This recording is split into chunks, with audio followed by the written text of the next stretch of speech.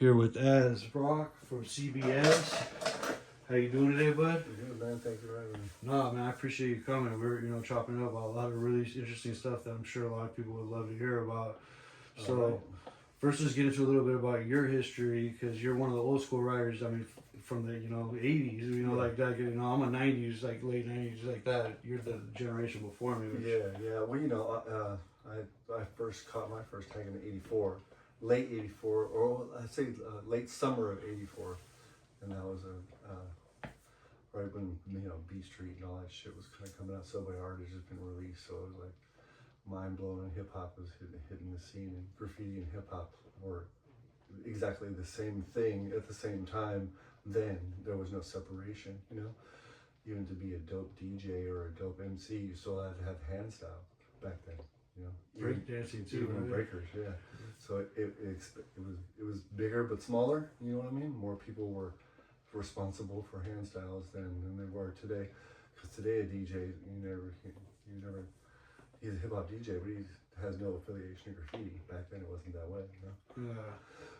Yeah, so I started early, and it was I was about 10, going on 10 years old, and there was obviously I wasn't super active because this was brand new, but I used to go to this park where kids with not much money could get free lunches and swimming pool there, and there was an older cat dude who used to be there, and he would teach me some hustles, like at the supermarket, like pushing a shopping cart for a lady, and then you get the quarter in return, or you walk up to somebody with 75 cents in your hand holding $1 pack of donuts and say you need a quarter.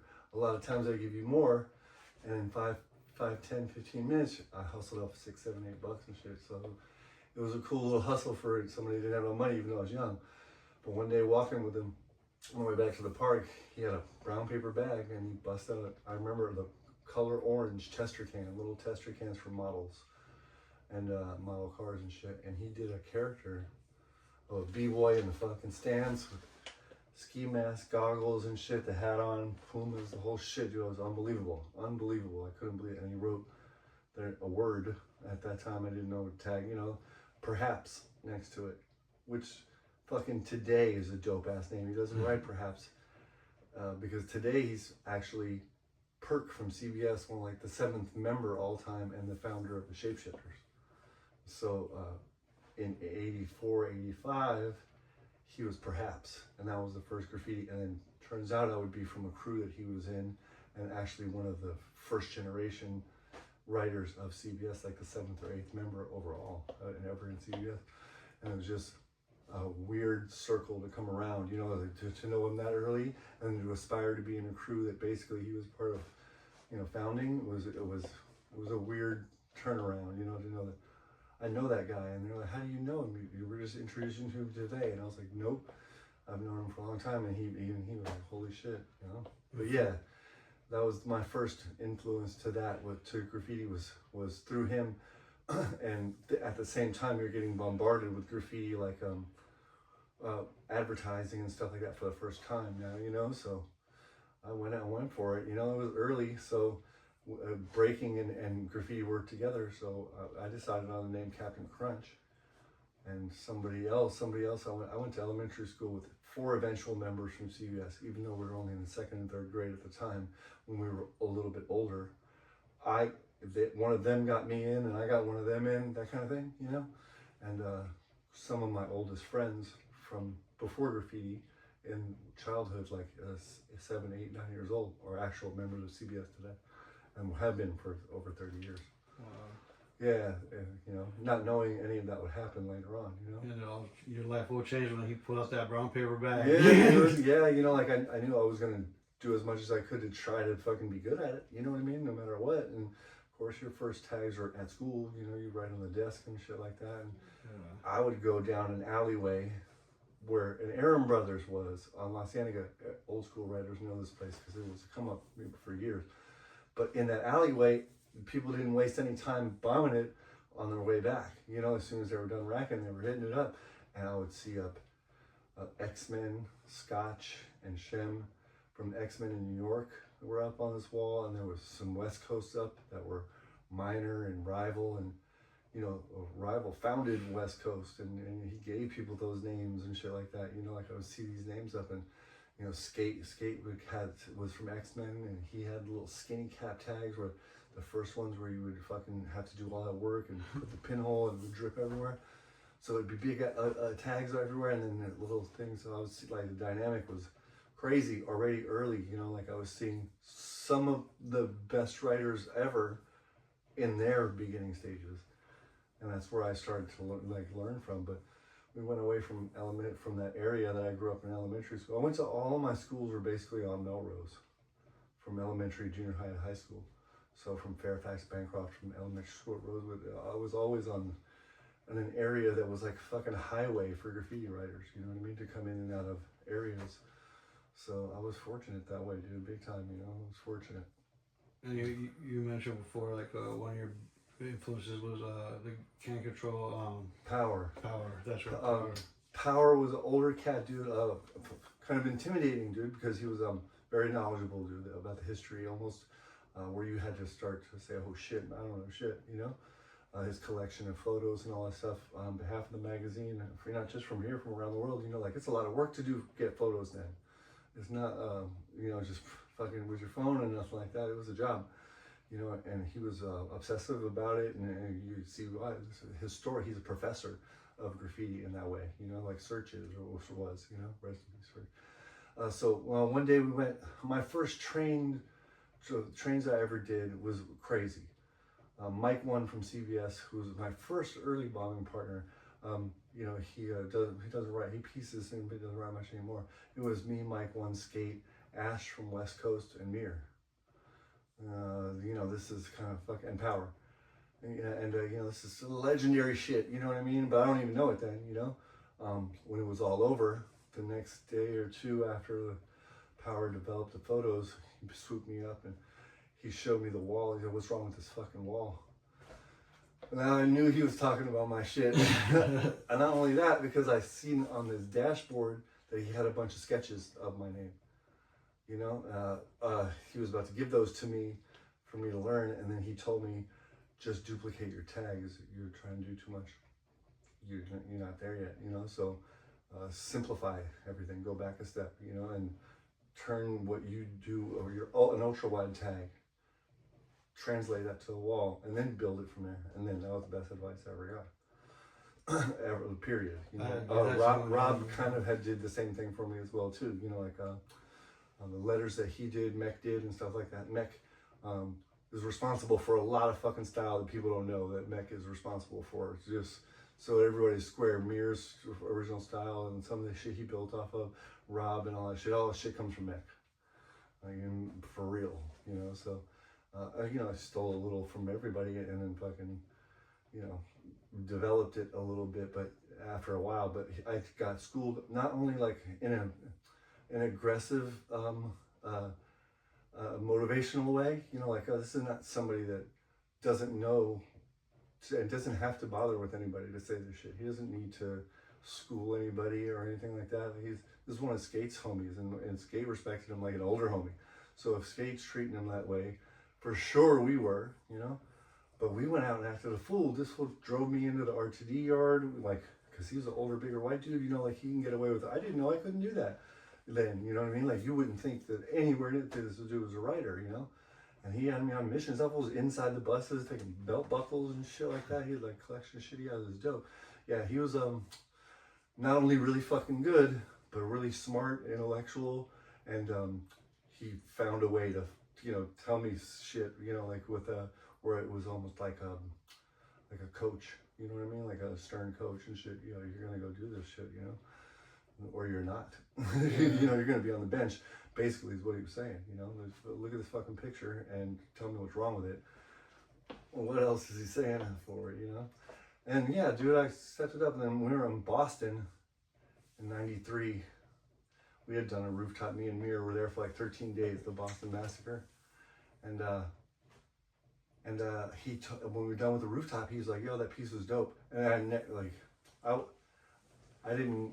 He never had said. He didn't say that. You know what I mean? Like, he's in a hurry to do his shit. He's getting his shit done, and he knows his shit is good, and we're bombing together every night. You know what I mean? We're not complimenting each other. You know what I mean? Like, it's not what we're doing like that. Hey man, very good job and shit like that. We're just getting our work done. You know, he throw up the letters, I fill them in, do the highlight, and we're out, or you know, vice versa or whatever. You know.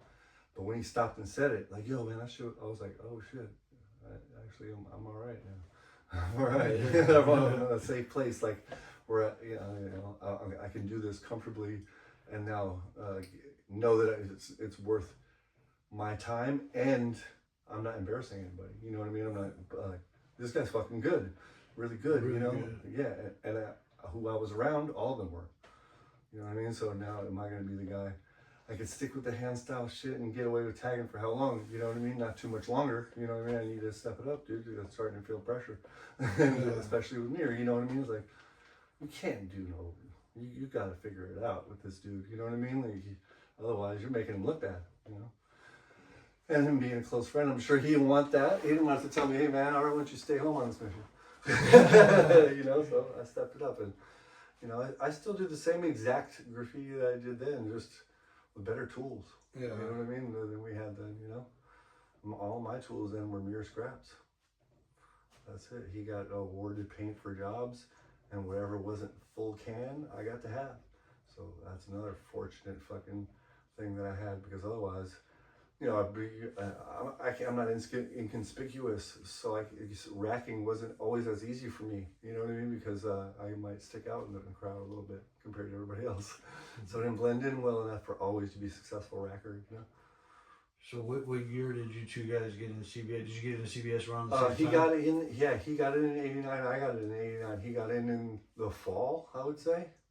And then I got in, or maybe the fall, and I got in the winter and like middle of December, going into '90 and shit. Yeah, that was after the big push. Skate had kind of locked in the books of shit because he had put in a lot of people at one time. You know, Anger, Trend, Bias, Exink, Link, Xer, all of those guys got in at one time. You know, so it was taking on a lot and new dynamics and shit. Right after they got in is when I started coming around. Then Crasher got in, and then I was just following. You know, Skate made me wait a while. You know, he made me wait like a year because I did have affiliations and shit from that lapse of graffiti. You know, he didn't want that to mix in, and once everyone like realized that I got a pass or whatever, didn't have to do that anymore, and whatever, I wasn't allowed to use it anymore for my benefit if I was going to be from CBS either. You know what I mean? Like, it was off the books now, you know, so I couldn't use it as a bully tactic or some shit like that and say I'm this guy from CBS or this other dude from there. You know, like, I wasn't allowed to do that shit. I got in big trouble for that shit once. You know, so yeah, that's me and Mir gets in because he didn't go to his art center fucking interview to get a scholarship to go there. I think he was on the verge of like getting a free pass into art center, and he didn't go to get in CBS. Yeah, and that was at Gardner Park. He got in. I got in at Fairfax. Most of us got in at Fairfax, like our generation. Yeah, but he got in at Gardner Park. Had a little yard in the back that Rob used to do. It was called the Fly ID yard because Rob was from Fly ID in New York, and it was just a little wall by School of Hollywood. Yeah. Yeah. And then most of the time, I always for a long time you were with Trent a lot. So yeah. Like, but in your earlier CB days, or was it like riding with Mir? Yeah. And then Trent, when I moved out to the Valley, Trent has been out here for quite some time. You know, he's been here for years, and to familiarize or to get familiar a little easier, he was a man about the town. You know, he knows everybody everywhere and everything like that. He's unmistakable. You know, like. That little house with a pool. Yeah. And his personality, he played pool in leagues around here. He was, you know, he was familiar with all the bartenders, so it was an easy transition. So off and on, I would work for him. He owns his own business and stuff. So I would work for him off and on, and we stayed close. You know, as far as our living proximities, they were close as well too. Yeah. So it made sense to be around. So from 2008 to 2016 or 17, we were with each other almost every day. Yeah, that's all I got. It was always because you guys, like you and Anger, your personalities are pretty different. Right. You know, yeah. He's got Trent and I are two completely different personalities as well too. But you can't not love him. Yeah. You know what I mean? Like, I could try. Today I'm gonna leave here. I'm gonna go find him somewhere out here. You know what I mean? I already knew that. Oh, okay. I thought he had moved over. No, he's out here somewhere. He does live out here, but he has a house somewhere else as well too. But yeah, as soon as I'm done here, I'm gonna find out where he's at just to go see. I have a feeling I know where he's at. Yeah. Certain people that they can. After a long time, 40 years of knowing each other, we know how to push each other's buttons and what makes you go boom. You know what I mean? But at the same time, if we don't see each other for 2 weeks, 3 weeks, we're like, oh, finally I seen you. We have a weird dynamic. We love to hate each other. Yeah, exactly. Because those are like people that become like your family, not by blood, but just because of the. Yeah, well, I mean, 37 years, I've had more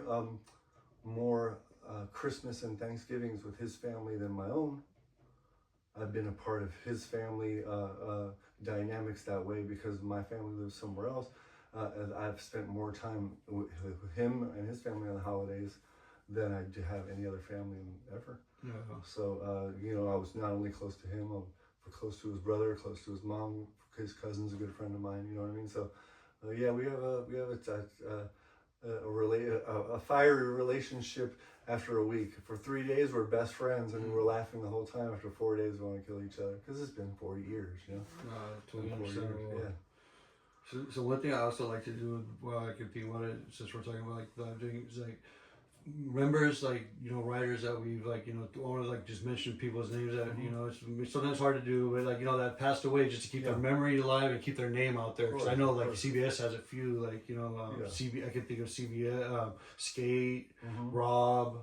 I always thought for a second there MTA and CBS were clicked up because back when I was friends with OJ, rest in peace, and he was MTA. But you guys were close at one point. But Skate started MTA. Yeah, exactly. So Skate started MTA right as they were building like the fucking subways and the tunnels. They started putting up signs where it had the same logo as RTD, but it changed to MTA. So he named it Metro Transit Assassins. Him being the first member, Blossom second, and me and Anger third and fourth. And then Go from JOR, Go. He was the fifth.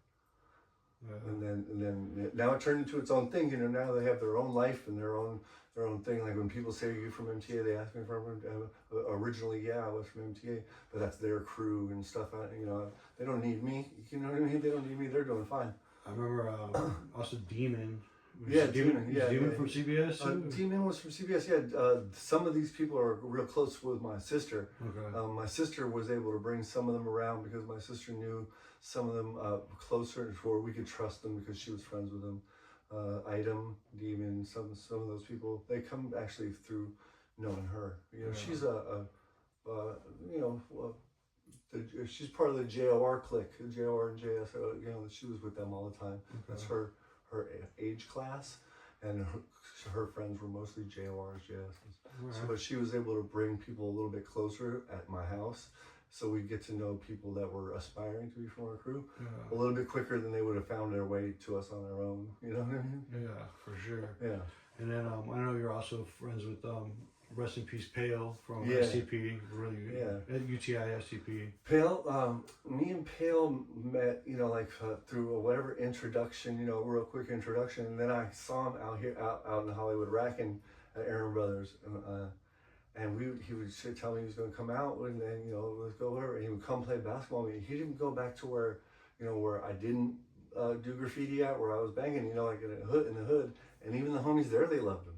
After you come around 3-4 times and your ass is getting jumped in, they didn't do that to him. They just like, oh, where's Dave at? They thought he was funny and shit, But yeah, we played hoops together and shit, even though, people might know Dave could play.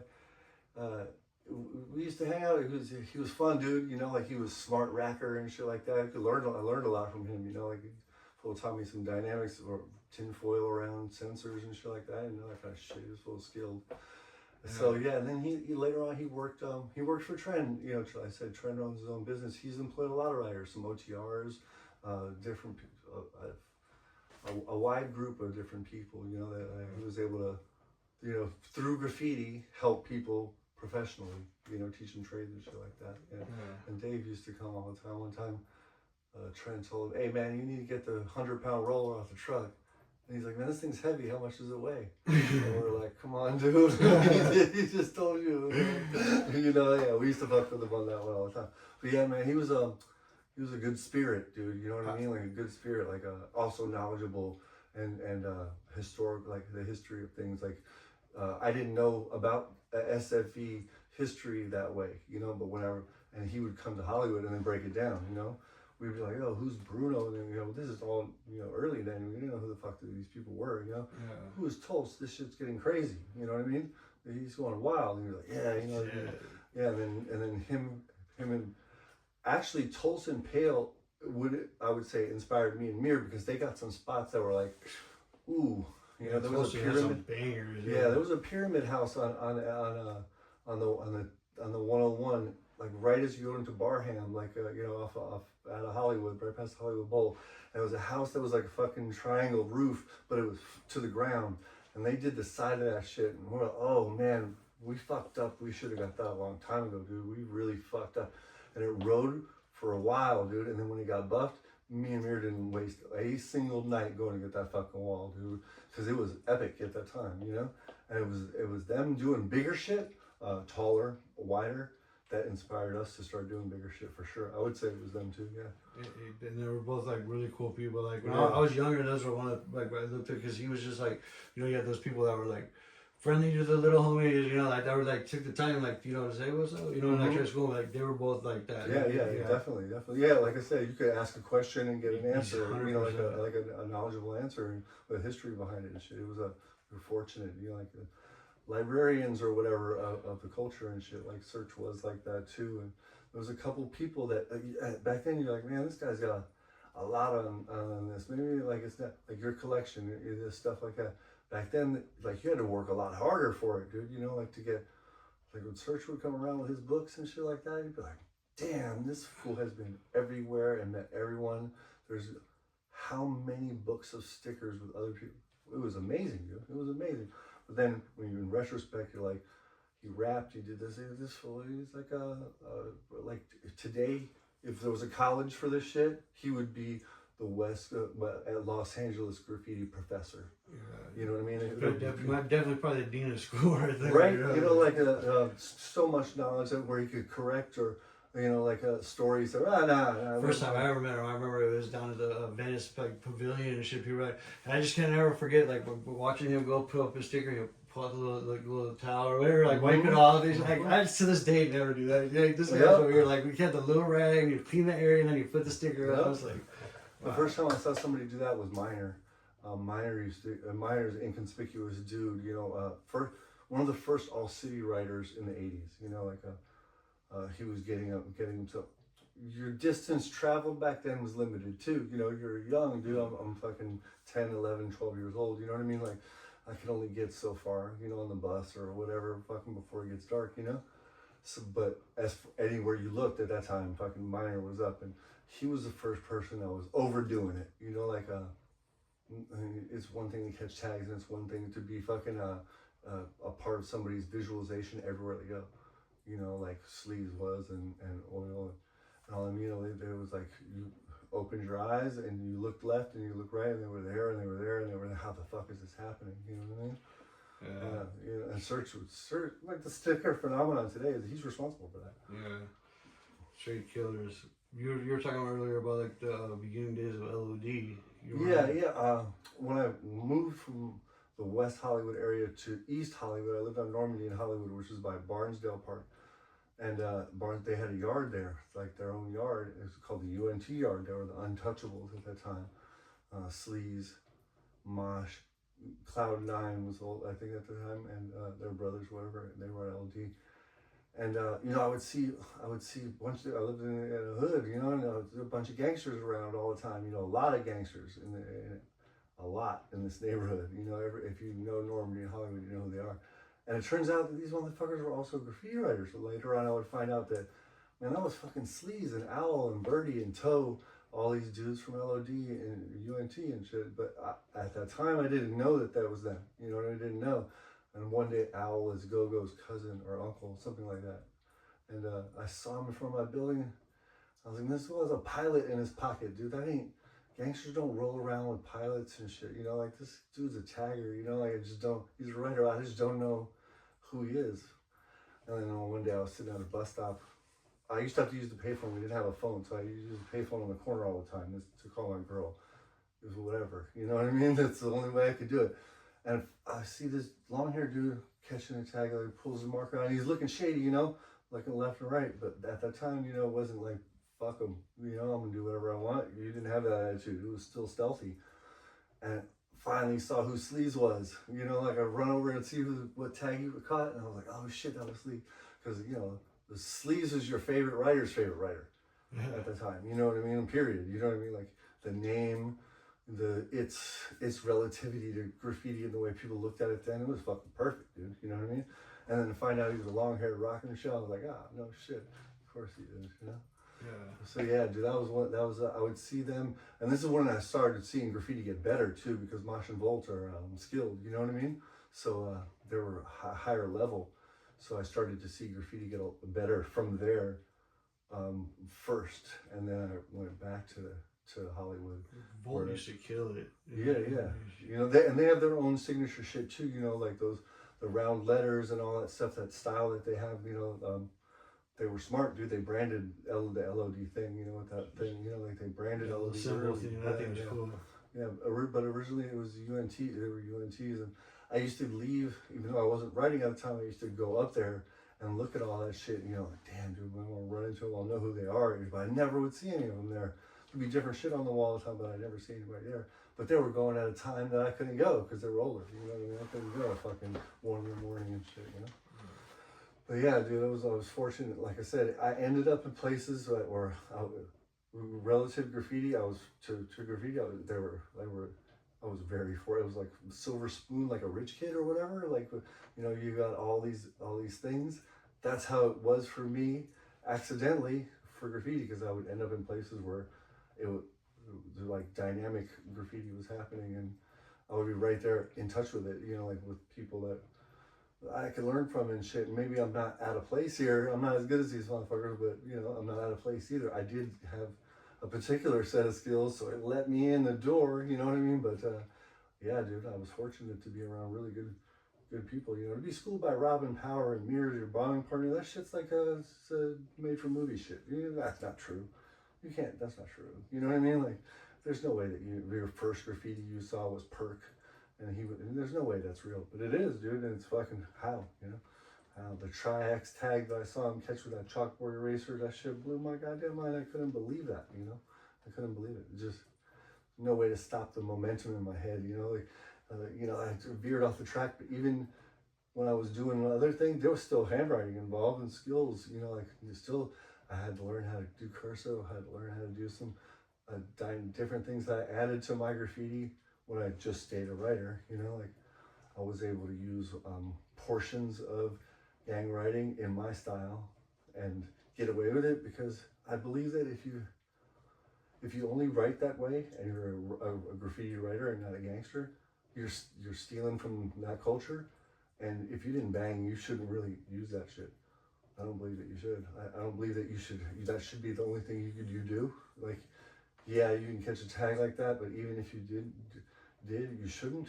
Like, that shit belongs to gangbanging, and it should probably stay that way, you know? That's an easier way. Because if you write like that in some hood, then they're gonna think it's something. No, not at all. It's like, you know, first of all, writing in the hood without permission and shit like that these days, you know, it's not even possible. But it's just, if you want to be good at graffiti the way we do it, then do it that way, you know what I mean? But gang writing is its own thing, you know? And like those dudes who do it for a living, they're fucking good. You know what I mean? If you're gonna do it, at least get up there, and that, you know, that kind of, you know, be that good. If it's gonna separate like Seaweed does now, you know what I mean? Seaweed, right? Seaweed can get away with it now because Seaweed is that good. You know what I mean? He's that good. You try that shit with a paintbrush. It's fucking impossible. Like, I couldn't, like, the first time I saw a dude move his hands and shit, like, shit is Tai Chi.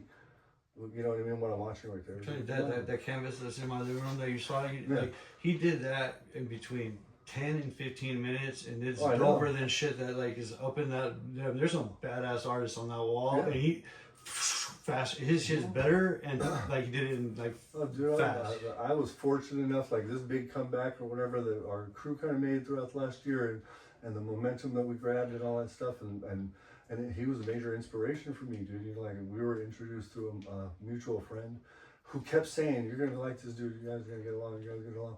And at first he was saying seaweed, and I was like, "Is that so, like a lot of dudes I know that start with the seaweed, they're Crips." You know, and he wasn't. It was a Mexican dude, Southside. You know, he was fucking, you know, and we have a lot in common. We lived similar lives, harsh ones, you know, here and there. You know, like things that sucked. You know, and we just like, okay, let's go. He wanted to, you know, make sure he did his part to be in our crew. He didn't want to just be in because him and I were friends. And he was like, I'm going out. And we were in the same spot, living within fucking 100 feet of each other. So we were out. And he's quick too. You know, you gotta be good with him too. You know what I mean? Like you gotta be fast. You gotta be on it because he's in motion. You know, he's going. Like I said, you know, doing that shit with on a the paintbrush. rooftop. Dude, that shit was that big ass Impressive CBS shit, one. dude. Yeah, me and him, dude, we started that shit. It got a little, things got a little hectic with that one. But yeah, dude, that rooftop there. Oh, the one that he did by himself. Oh, yeah. Dude, he had come, we were, you know, staying together or whatever. He started, and when he came back, he was all fucked up and scratched up and all bloody and paint all over him. And I was like, what the fuck, dude? Did somebody beat the shit out of you with a fucking 5-gallon? Dude, what happened? And he showed me the pictures and I was like, oh, no. You just overdid it big time. You're just gonna shake things up. And he's like, oh, well, you know, I want to make sure. He was humble about it. And then the next thing you know, I'm getting hit like, you know, what was that? What was that? Across the country and then across the world. You know, like. I'm telling you, I had a friend that same thing. He was like, oh, this guy, he's my friend. He kept telling me about seaweed. He's like, this guy used a paintbrush. Yeah. And then like when I started painting with you guys, and we went in Yeah, LA. when I saw you. Yeah, we went down in LA. That shit was fucking dope. And I was just like, man, this guy. Ever since then, I've been a fan. You know, like, because I love graffiti. You know, first. And you know, like people they give people who do calligraphy and shit like that hard times. You give them a hard time, see what happens. And he doesn't give a fuck what you think. You know what I mean? Oh no, he doesn't give a fuck what you think, and if he ain't good at it, then he wouldn't do it. But he's fucking good enough to say, "Fuck you, this is what I do for graffiti." But that's not just what he does though, because he does like those fucking skulls. No, it isn't. Yeah, he's so talented. His art shit. Is That guy is very he's a talented. better artist than he is handwriter, and that's hard to believe. Yeah, you know what I mean? Super humble too. Like me, he hit me up. We went and did a fucking roller and shit. Like you know, like a little collab. You know, with the kids. You know, got an SCP. Yeah, SCP 200. It was cool because we did like one color, his colors of film. I like we switched it up, and it was dope. Well, yeah, and then that part with him too. So we gave each other the freedom. Like if I saw the spot, then I would decide who goes up where, and what was the best options for us there. Or are we doing a crew thing? Are we doing our names? Whatever the choices were for the wall, it was up to the person who found it. And we never fucking fronted on each other over it. You're like, I want to do this. See, we saw the spot. What do you want to do? And then I followed behind him. You know, if we want to do names, we're doing names. We're doing crew. Whatever it was, whatever colors or whatever, that it was that person. So we had like we worked with each other well. Like we could get separated in downtown, and not have to worry about we would just find each other again in traffic. Have to separate for 30-40 minutes, chasing fools around, or we're chasing someone, or they're chasing us. You know. And we'd be an hour, we'd be mixed up. We're trying to go different directions to get away from shit, and then we just cross back up. We bring somebody else with us, and they're fucking panic button. Please, where are you guys at, man? I don't know what the fuck's going on, dude. There's people, and I'm like, no, it ain't gonna work. So we did it. For my current state of fucking notoriety, thank you to him because I don't think I would have been able to make such a strong comeback without somebody you can trust and. You know, if I'm gonna get into some shit, he's down with it. He's with it. He's for sure. And I just to step it up that way. It's good, like when you get somebody that kind of like pushes you. It doesn't just push you. It gets that fire going inside you. Yeah, I remember a good teacher too. Like when I wanted to ask a question about how to do certain things, like I have some handwriting skills outside of graffiti as well. And when I didn't know what I was doing, he was straight up. This is what you're doing. Why are you doing that? And fucking learn quick, from him. He's a good teacher at it shit too.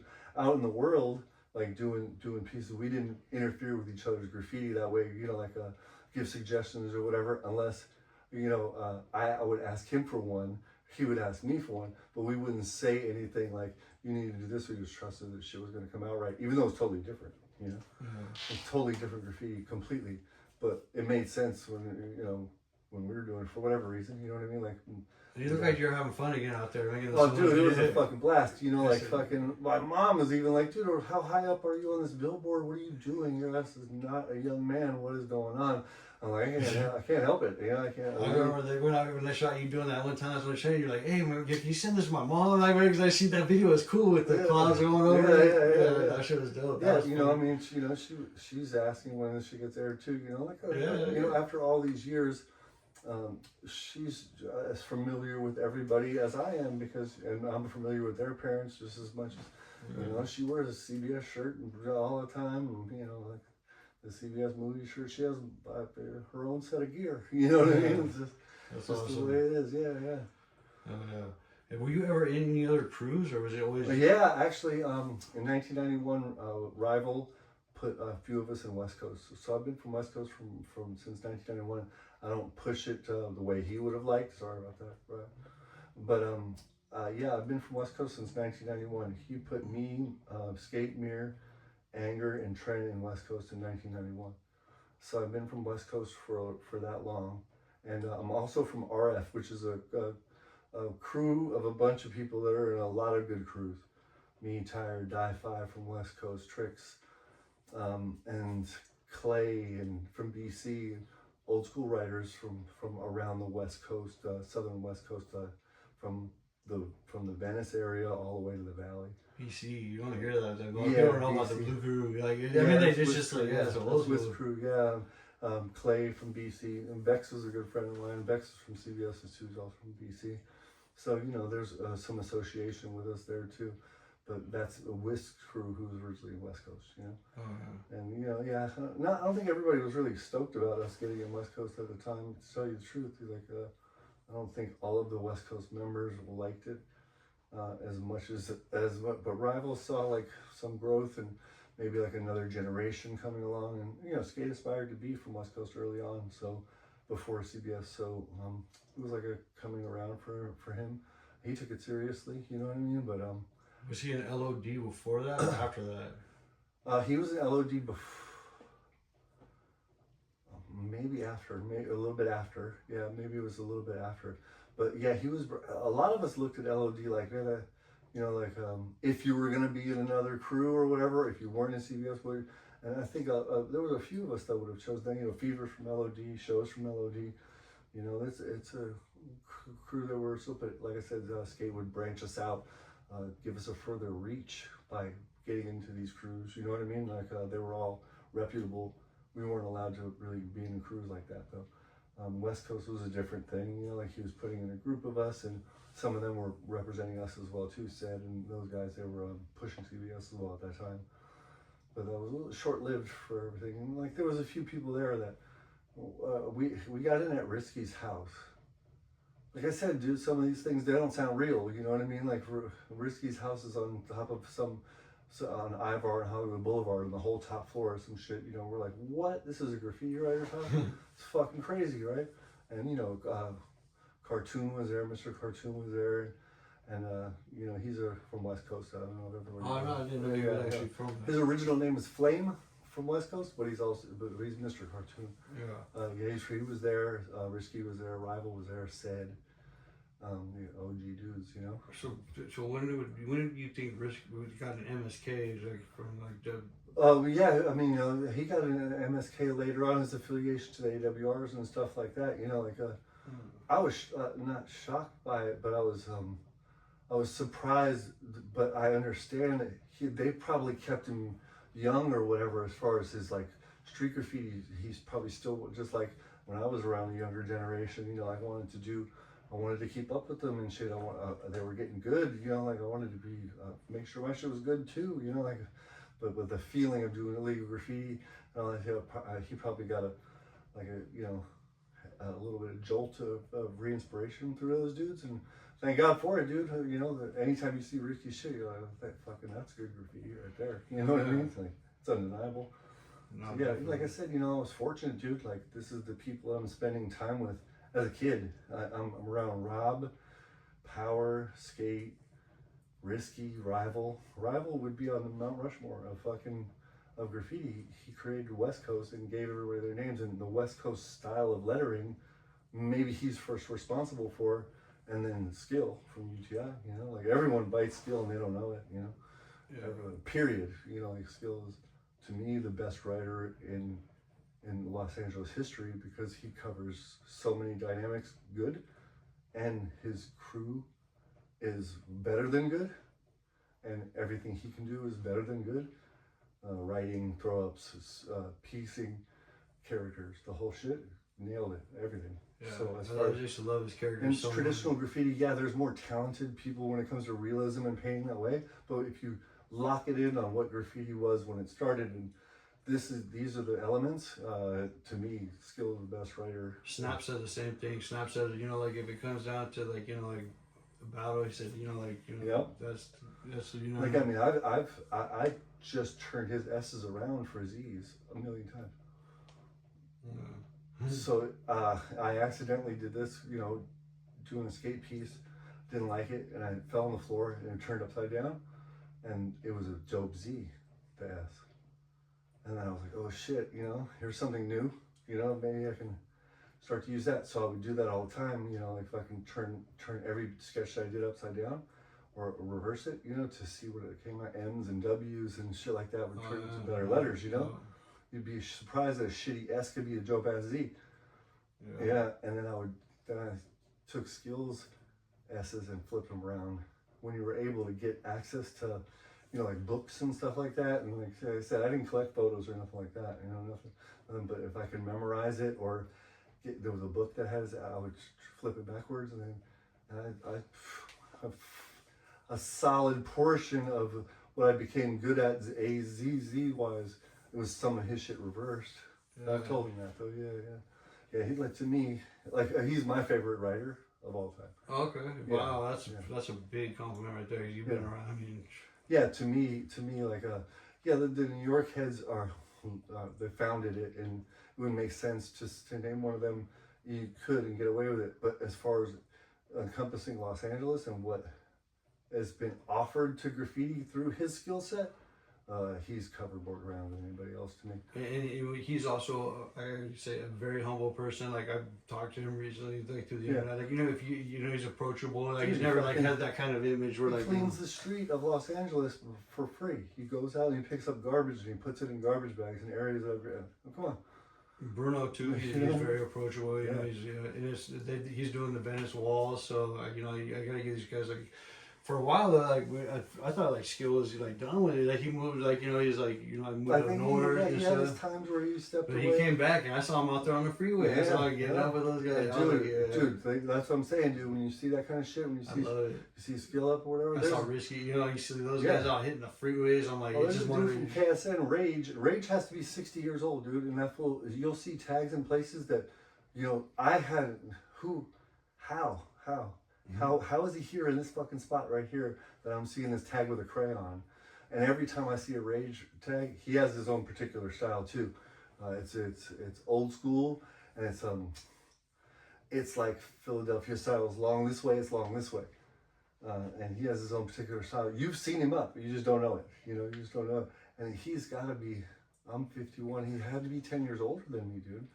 And he still catch tags today. Every time I see one of the Rage tags, it's always super dope. How old is Risky compared to you? He's a little older than Skate, so he's got to be in that range too.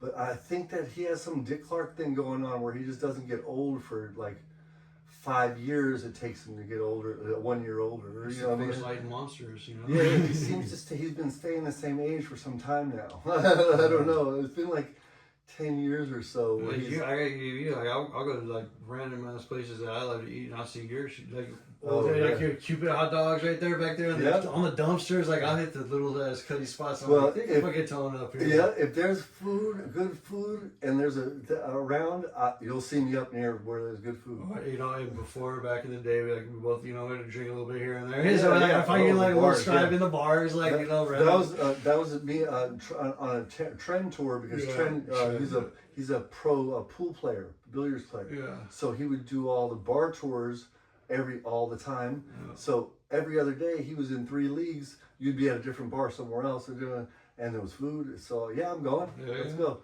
There's a game on. I'll be on my way. And then with him, that's how he stayed up through that way.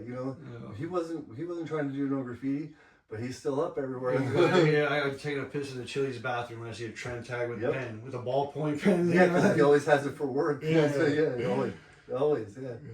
Yeah, like I said, I love that shit. It doesn't escape.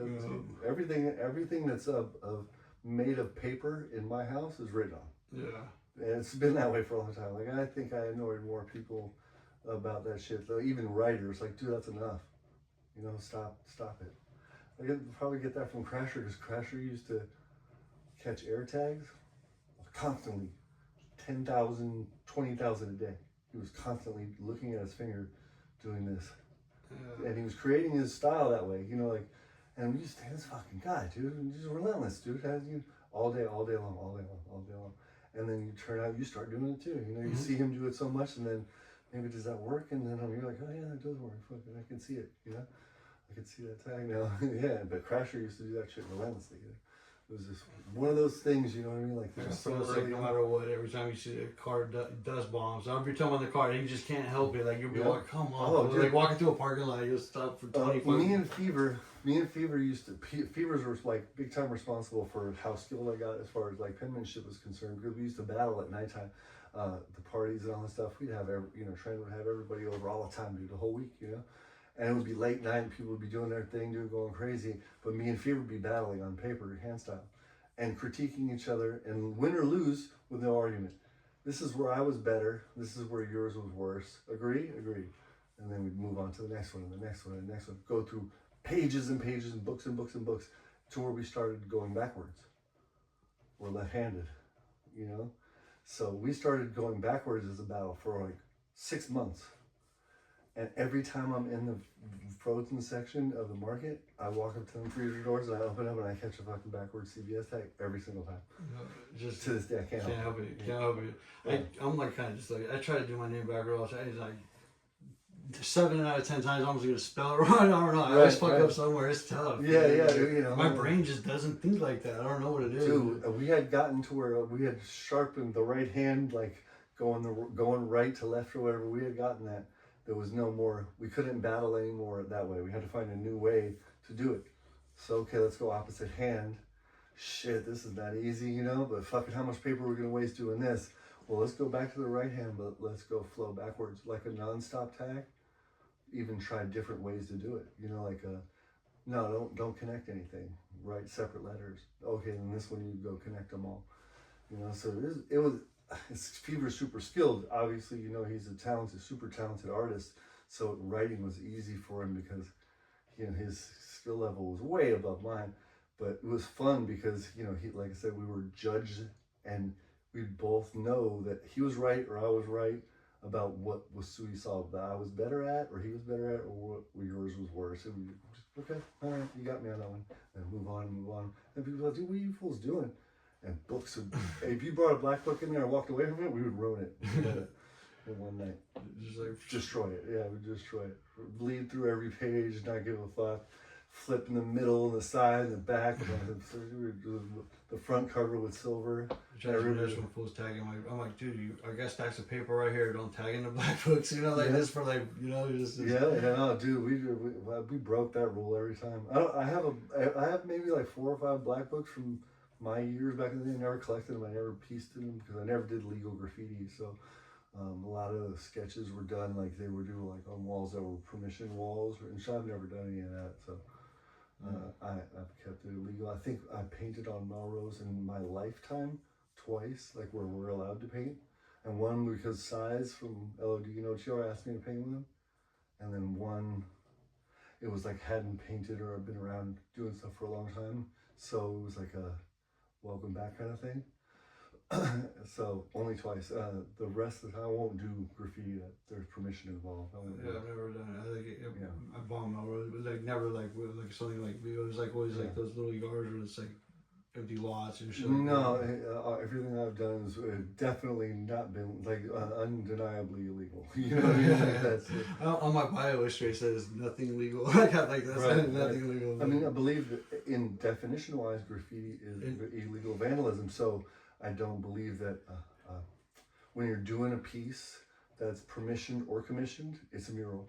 Street art. That's right. I just had the same conversation with my friend. So street art, a street artist, just because you do a mural that is on a wall that's connected to a street doesn't make you a street artist. Come the fuck out here at nighttime in the street. Yeah. Come out to Skid Row and let's take a cruise down fucking San Pedro or Los Angeles and then see if you're still a fucking street artist. I guarantee you're not. Because your mural is on a building doesn't make you a street artist. It's a fucking name given to you to give yourself some credibility in our world when you shouldn't. Yeah, and the same thing with chips to me, with someone that doesn't do any illegal graffiti is not a graffiti artist. They're an artist. They're a street art, whatever you are, muralist, street artist. Well, there's a difference between a graffiti artist and a graffiti writer. I'm a graffiti writer. I don't do graffiti art. I don't do art. I do art, but I don't create graffiti for any art purposely. I do illegal graffiti. I catch tags and letters and shit. But I don't. But the artwork that I do has nothing to do with graffiti at all. It's completely different. Yeah. 100% opposite. I don't believe that those are the same things. So Crayola is a graffiti artist.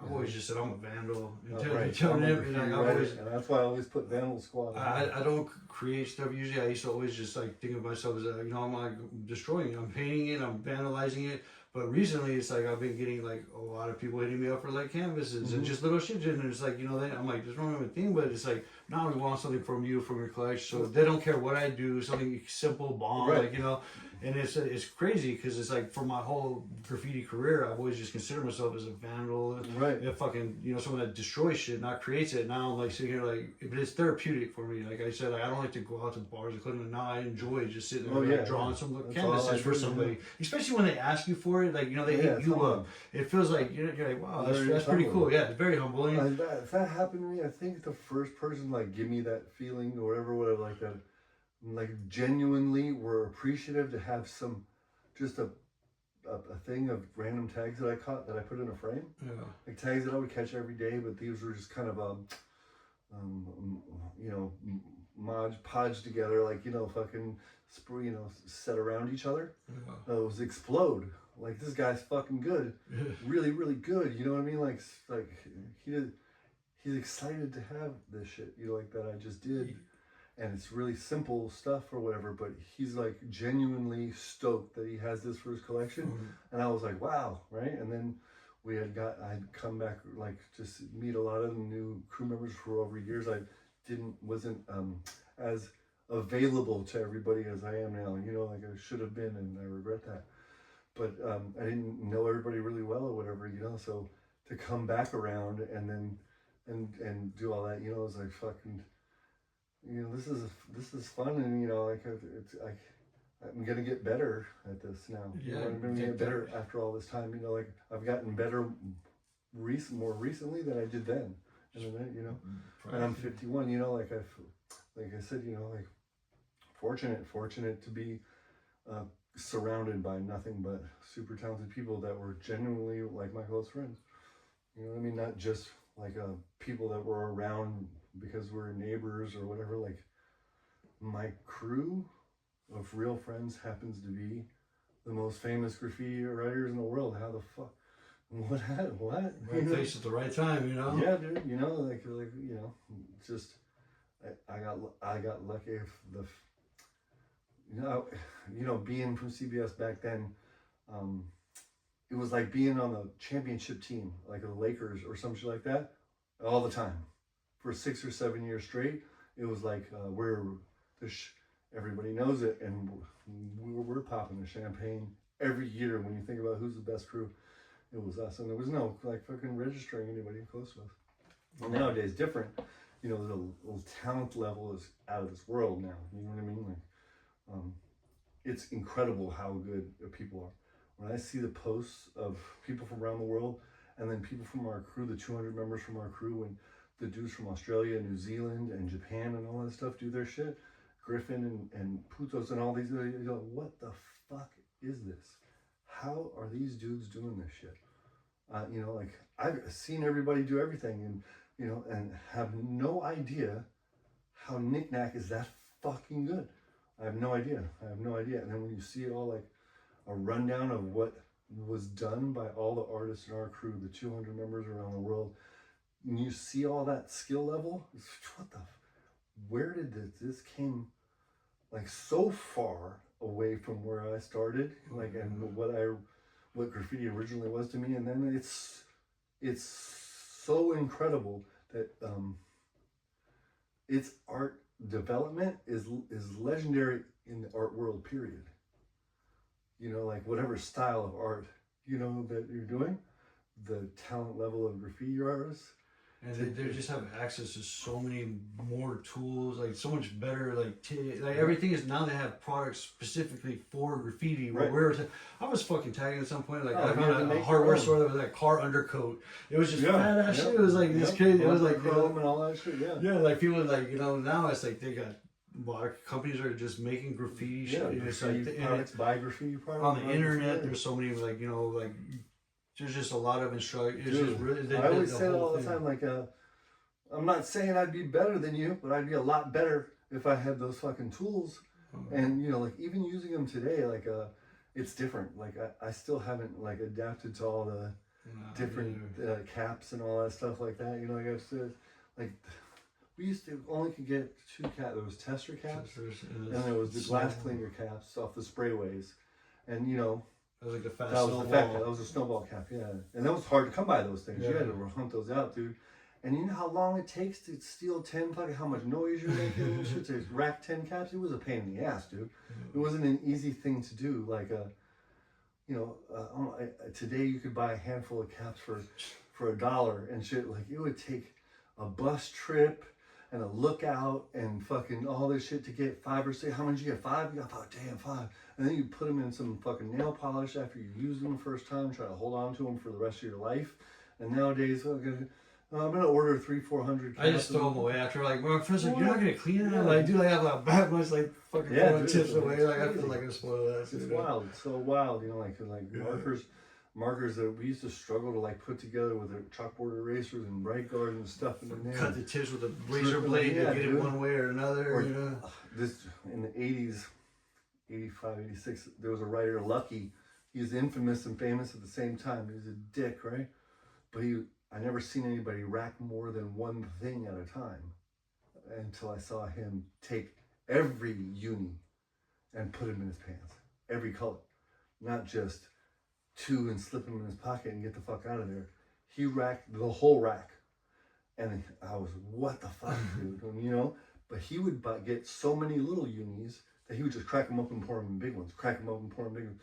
He never used them to sketch or anything like that. He just used them to refill his bigger markers over and over and over again. My house is a mess from that shit eventually. And my poor mom, she was, what the fuck? We're not getting a security deposit.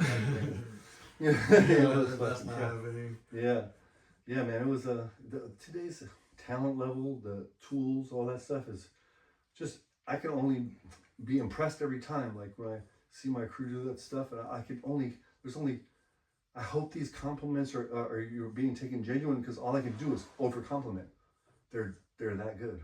Yeah, I've seen Mir do some stuff that's just like so impressive. Yeah. One night we did acid and me, Skate, him, Simple, Link.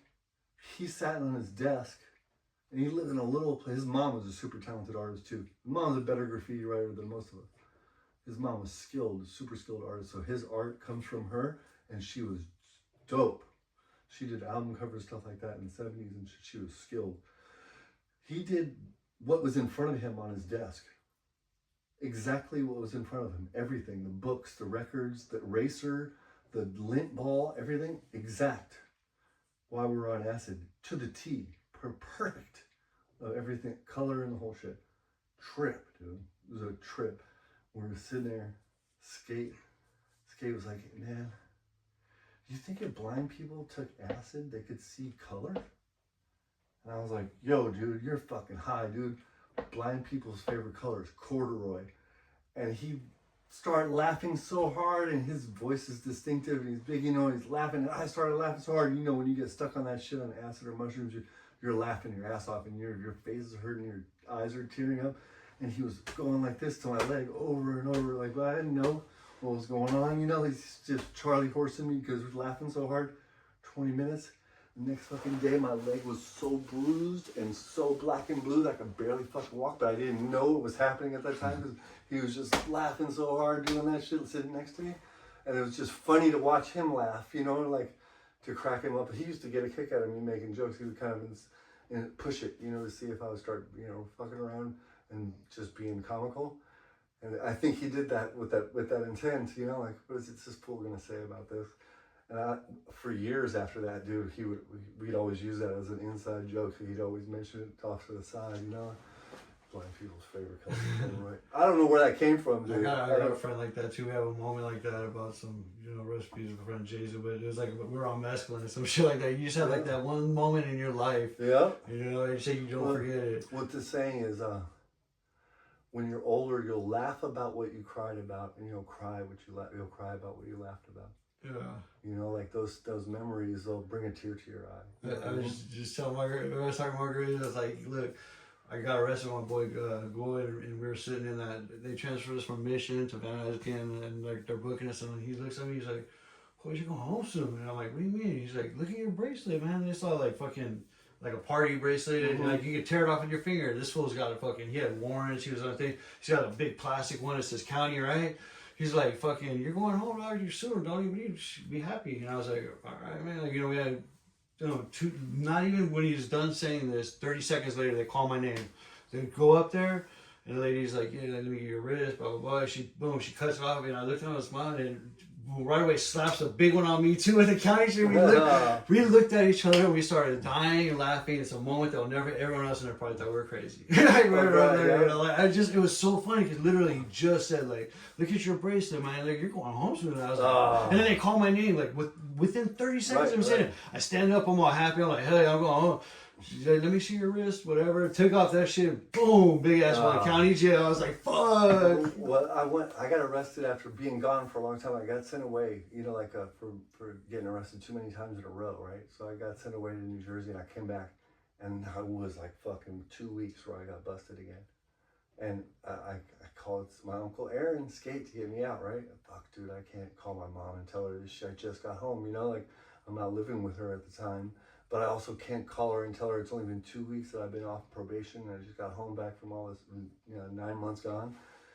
And I called Skate, and I was kind of laughing it off to the cops, fuck you guys, I ain't going to court no matter what, My Uncle Aaron's going to come, and everything's going to be fine, and fuck you, and fuck you, and fuck. And they call me and tell me to come out, that he's here, and he came in with his girl, Becky, who was like the mom of our crew, but don't fuck with this mom, she'll kick your ass for real. And Sandman is one of Skate's best friends, or his best friend, and Sandman is not to be fucked with. And I was laughing and cocky and shit coming out of there, and fucking Skate grabbed me by the collar of my shirt and slammed me so hard into the fucking Pepsi machine that it fucking broke the plastic on it, and I fell down on the ground. And he knew that I'd only been home for 2 weeks, and I shouldn't be getting arrested that early. I was gonna go back to jail, And I fucking hurt my shoulder, and I was busted up, and Sandman snatched me up off the ground. Get the fucking car. Man, the cops were dying laughing, dude. Cracking up on the floor laughing, because they for sure were hating me when I was laughing at them on the way out. Fuck you guys. My big homie's coming, get me out of here. You could suck it, and you could suck it, and you could suck it. And he saw that I was being an asshole, and I paid the fucking price for that shit. My shirt collar was ripped off, like hanging off my arm, like way down here. And then he brought us to like a big ass event that was happening at Fairfax that had all kinds of writers and and made me sit on the fucking bench with my shirt like that for like fucking 2 hours while he mingled and met people and talked. And I had to sit there like a fucking asshole with my shirt hanging off like it was like a blouse for like 2 hours, with my neck scratched all up and scratching my head from him throwing me and everything. I fucking learned a lesson then, dude.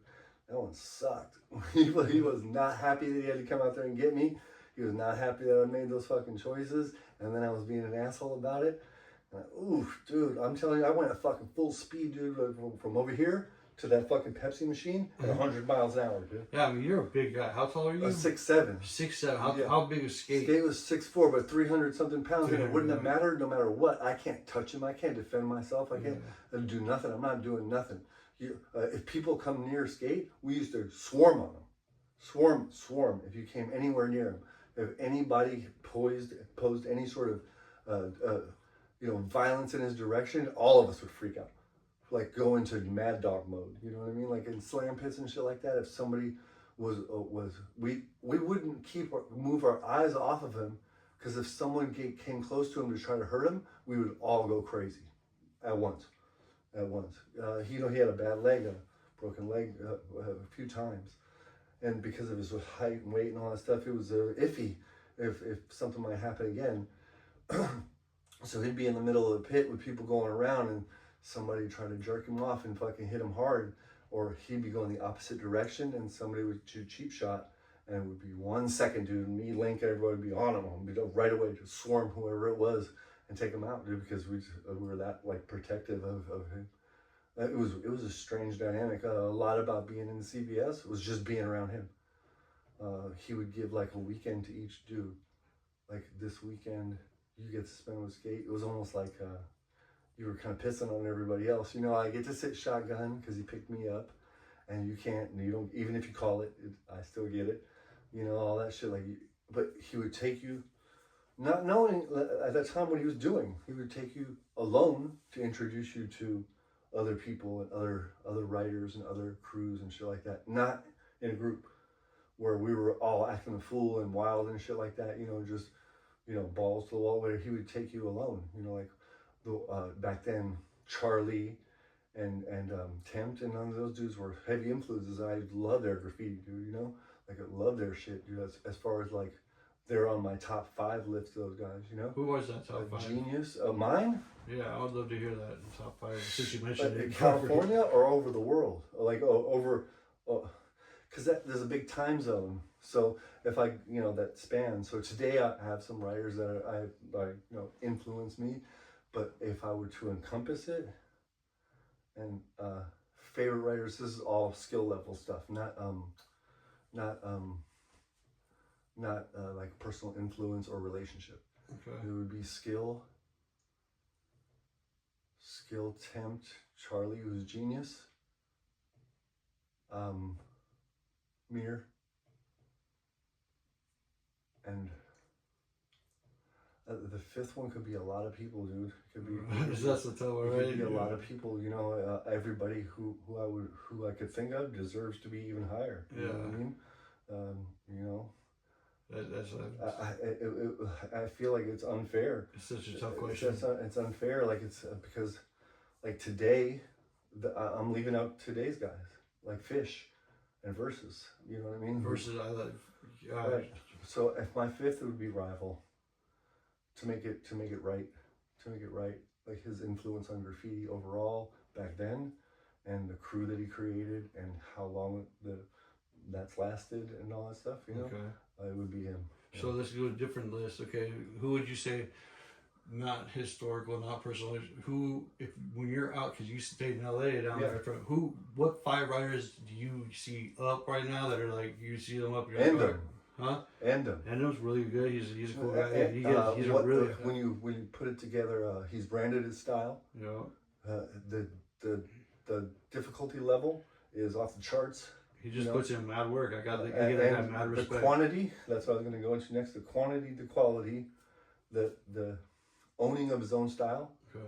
All that stuff. It's unmistakable when you see his shit. You know what I mean? It's an Endem piece. You don't have to try to read it. You know what I mean? As soon as you see that shit going down the wall, you know what you're going to see. You know what I mean? And the level of difficulty, being the first one to really do it that way, too. Like, take it into like, we did this shit when we were younger. We like hold each other on a rope. We used some walkie-talkies. We did some shit like that, but not to that degree. Enough to where I want to try this shit. I want to try it. I'm fortunate enough now to live close to him. I can't catch a fucking tag anywhere in the neighborhood that I live. Every picture that I've taken of any graffiti that I've done in the last 4 months, that fool was up right next to me, and it was up first. you know. Like, today, him and them, and I can't count. I know this is gonna sound harsh, dude, or whatever, but like, if you just do rollers, do them like the fucking, you know, DAF does it. But it's hard for me to include them, like just rollers, like Shy in hopes they do their thing, you know, they're up. But I want to include quality, and it's not that their shit is bad because it's rollers. It's just there's, to me, pieces and stuff like that are better because it's traditional graffiti. I understand the font thing and its craze and all that stuff and why it gets done, and it's important, but I just don't. I can't even quantify the roller stuff into bombing, real bombing. It's not the same to me. It's not the same. You know, it's just a different approach to it all. It's a different time that you need and different spots. It's a different dynamic completely. So today, Endem, Sorak. Sorak's killer. He's on my top 5 for Yeah, sure. Sorak. Who else would I say? I'm feeling on the spot right now. I put Merch in mine just 'cause I love his styles and Merch because he's in my top 5 for You know, sure. I like Merch's piecing style a lot. You know, like the way he gets up and. There's just I like people that like mix it up. He does a lot of different styles. Yeah, he does. STPs generally like they stay productive, and they, you know, there's to me, like, you know, there's a bunch of dudes in STP Highly motivated. Yeah. And Pharaoh, he steers that ship straight. I like that. He's very, you know, and just their teamwork and all that stuff that's involved in what they do. You know, like they don't. Their crew is obviously super important to them because of how much work, time, and effort is put into it, and how many people it takes to do what they do. They love their crew. It's respectable, big time. You know, like the DAFs. When my crew members would tell me they were going to do blocks and do blocks and do blocks, I was like, man, if you're not going to, you guys are all really good. You can do things that are more dynamic than blocks. You know, like but you can't do them that big, obviously, right? But if you're gonna do them like those dudes from DAF. Look at the scale, look at the teamwork, look at the effort, and all that stuff that's involved, and the doing it the right way style too. Like they're not just dogging people shit out with rollers. They find the spot that is right for it to do it on, where it makes sense. Not where it's capping a bunch of people whose graffiti is riding. You know what I mean? They don't do it that way. And you know, that's why I said it's hard to do that. Like I know that Fish is in my today's top 5. All him and Versus, and Versus for sure. Just talent wise, like that, he's fucking super talented. Yeah. You know, and then this like a Cinco is also killing it. Yeah, I gotta get that guy. I gotta get because I watched that guy go from doing the same kind of similar style. He'd always do that, and then he just evolved. Like that kid now, he just fucking absolutely just 100%. develop. He just puts in work. I give that guy a lot of credit. Cinco is out there. He's in my top. I know there's a couple more that are like. I know it's hard when you like think like. Yeah, I can see them up, but I can't come up with their names now, which I'm embarrassed by. Some of the BAM guys where they. Oh yeah. Zone. That's who I was thinking of too, because I was thinking of the Zone and the other dude's name starts with a Z. I can't think of it, but it's hard to pronounce. And those dudes, the shit that they do and the cleanliness of their shit that's coming down is really impressive, dude. And then some of the guys from REM. Yeah. Oh yeah, and them too. They do their crew shit the right way, dude. Yeah. Like I'm always impressed by that stuff. Whenever I would, you know, like that recent push that we had, when the guys would go out, I was like, this is what you guys have to start looking like when you go out to do crew shit. It has to be organized. It has to be, you know.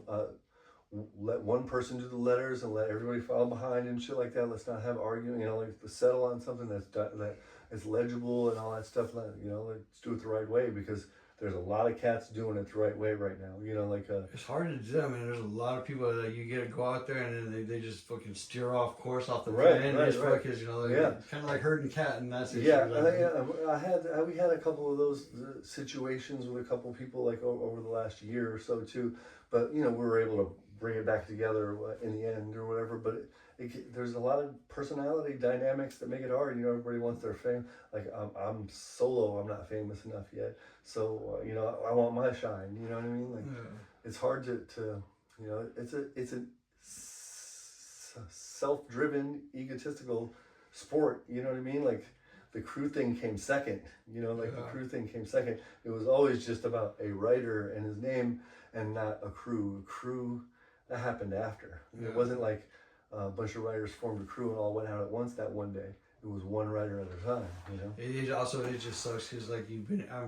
You haven't. I mean, you've been. But like I've had friends that like literally put in so much work for a crew and like put their crew name up first, this for like fucking years, and then all of a sudden like something bad happens where they, you know, they're not from that crew no more. So then the whole time they're like, fuck, if I would have just put my name up for like more. During those 4 years, they put in so much work for these 3 letters, and now those 3 letters just kind of like disgust them. Relevant. You know, like where I've gotten like I said, another fortunate thing with not is where I'm at now, like where I live now. I was checked already, by the natives. And they told me, you know, put your name up wherever you want, do whatever, we're not going to fuck with it. But if you put your crew up too much, we're going to take it as an invasion and nobody's going to be happy about it.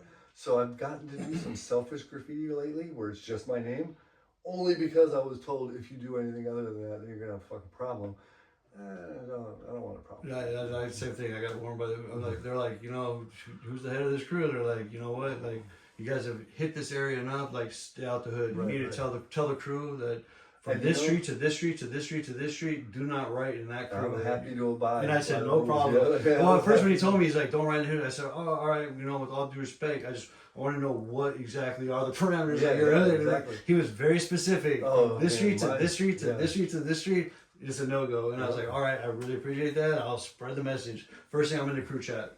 Hey guys, you know what? Blah blah blah. This stop all that. Stay the fuck out of that area. You know, I kind of made it easy on my transition to the last couple of places I lived in. I had to check in that way, and you know, one was a tag bang crew that turned full bang, and they were not fucking around, dude. And they didn't.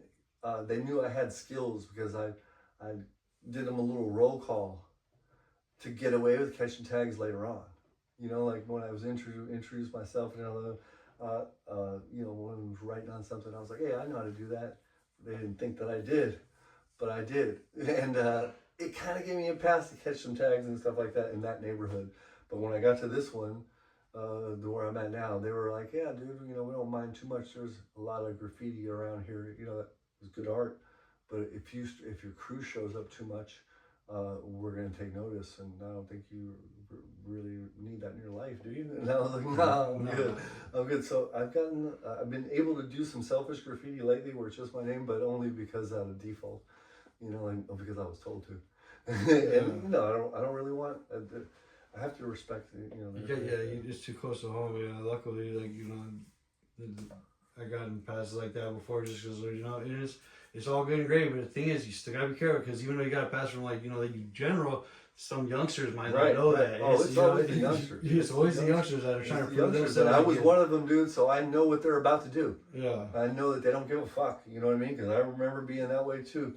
You know, and this is difficult for maybe to understand. We're the only crew that has a hood in real life. Melrose to Fairfax, that area right there, you know, that's our hood. And there's no real like graffiti crew that owns that much territory as we did.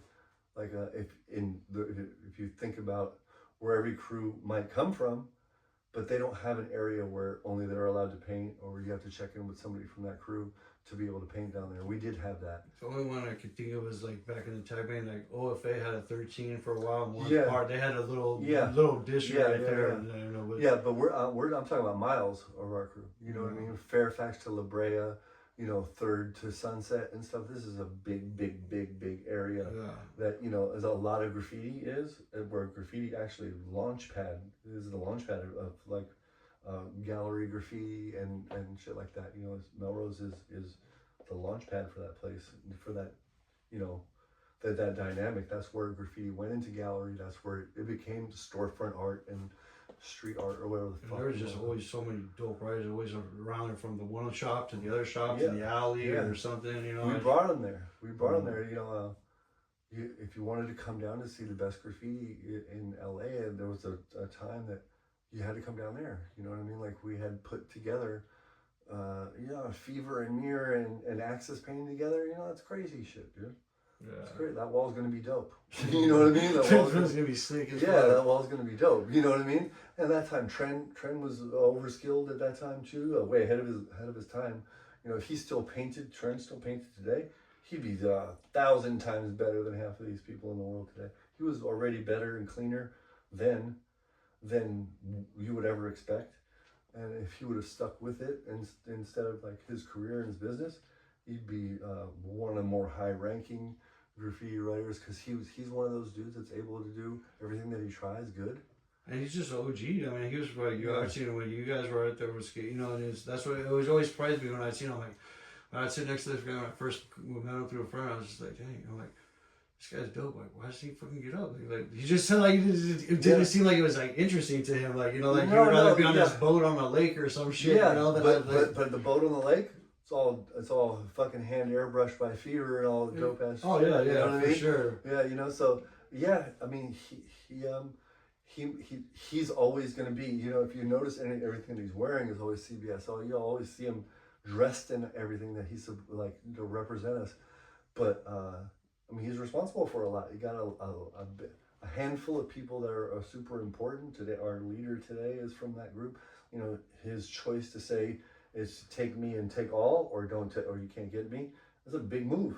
It's a big ballsy move. You know what I mean? Yeah. It's a big ballsy move. And then, you know, you had to be good too. Now, you know, if this is the way you're gonna act about it, then you better be fucking good. And when we were younger, it seemed as if Mir and Tren skate kept them closer to him as far as the dynamics were when it came to building the crew into maybe money making or business or those things. If anybody was being taught, had a lead or whatever, it was probably those two guys. You know what I mean? Like they were a part of all, like con art wouldn't have had the rise that it had if it wasn't for those two guys. You know what I mean? Try doing that oval freehand, that con art oval freehand that Trent could do perfectly. I seen that. So there was many times where I was sitting there and I was like, let's just go on paint, let's go vandalize some shit. Like he would, like it just seemed like he would have never wanted. You on the other hand, like you're like, oh, I already got some paint in the car. Let's go. I never stopped tagging. You know, like catching tags. I've never stopped that. I never will. I never will. Because there's no like trying to get through to me on it or anything like that. There's never gonna happen. You know, like no one's ever gonna talk any sense into me or anything like that.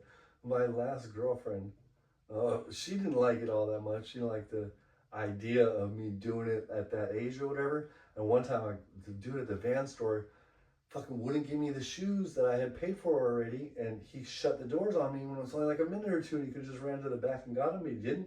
So I caught a big ass tag on the way, and she just left me there. She just drove all the way home. She got in the car and drove home. The first time that somebody recognized me when I was just meeting her, he asked me, he was like, "Are you this person?" And I was like, "Yeah, I am." You know, and he's like, can you sign my book? So I signed the book or whatever, and she was like, what the fuck is going on? How does he know you, but he doesn't know you? And why the fuck would he need your autograph? We're in a fucking strip club. And I was like, oh, because I'm a writer. And she's like, well, like poems and haikus? And I was like, no, like graffiti writer. And she was like, you're telling me that graffiti writers can give their autograph, that people like admire them so much that, and I was like, yeah, you know, it happens a lot. And she was like, it doesn't happen a lot. It's not fucking true. And I was like, it does. And fucking we went to Valentine's dinner, and dude sees the shirt that I'm wearing, and he's like, are you from CBS? And I was like, yeah. And he's like, fuck, dude, I've wanted my whole life to meet someone. And she's like, what the fuck is going on? He's like, can I buy one of those shirts? And I was like, no, it was an anniversary shirt, not like this one, another one. I was like, no, it's an anniversary shirt. It's for like members only. You know, like you can't, this isn't for the public or whatever. And he's like, but I'll buy it. And I was like, yeah, I understand that, but we don't have them for sale. He's like, no, I'll buy that one right on your back right now. I'll buy that shirt right now. And I was like, I can't take my shirt off at this restaurant and give it to you, dude. You know, thank you or whatever. It's humbling or whatever, but it can't happen. And he stood by our table the entire dinner with his black book waiting so that he didn't interrupt the dinner, but didn't want me to leave without signing that book. And she was fucking shocked. She was shocked. working for the NBA, we were in Las Vegas and it was the NBA Summer League, and it was a big line of people getting food in the gym, and it was a bunch of NBA players, potential NBA players, and NBA players, rookies, and all that stuff in the Summer League, all in these lines.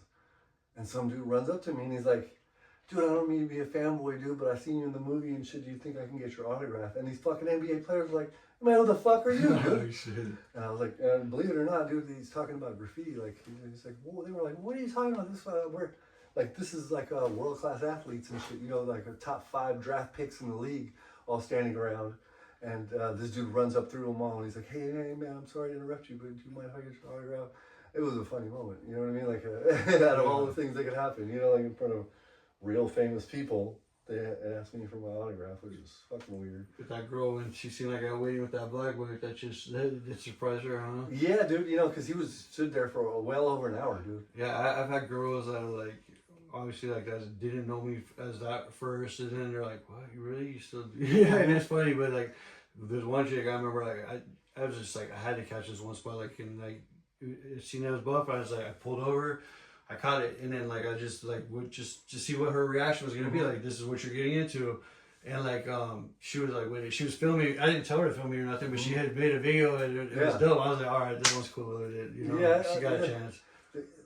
After a while, that girlfriend I was talking about, she got to understand that it was not something that I could be talked out of when she met no, everybody. It's not a fucking, realize the history. It's a lifestyle. You right, know, it's like something. That's what I always would say too. It's a culture thing. It's not like it's not something you stop doing. It's like you don't stop. What does Drew say? Only toys retire. Yeah, you know, or if you're thinking about retiring, like, then you're never gonna catch another tag no matter what ever again. And, you know, like when you play hoops and you retire, you don't play hoops no more. You know what I mean? Not catching a tag anymore, or not trying to like seeing something in my head or seeing something like that somebody else caught a tag and now wanting to do better.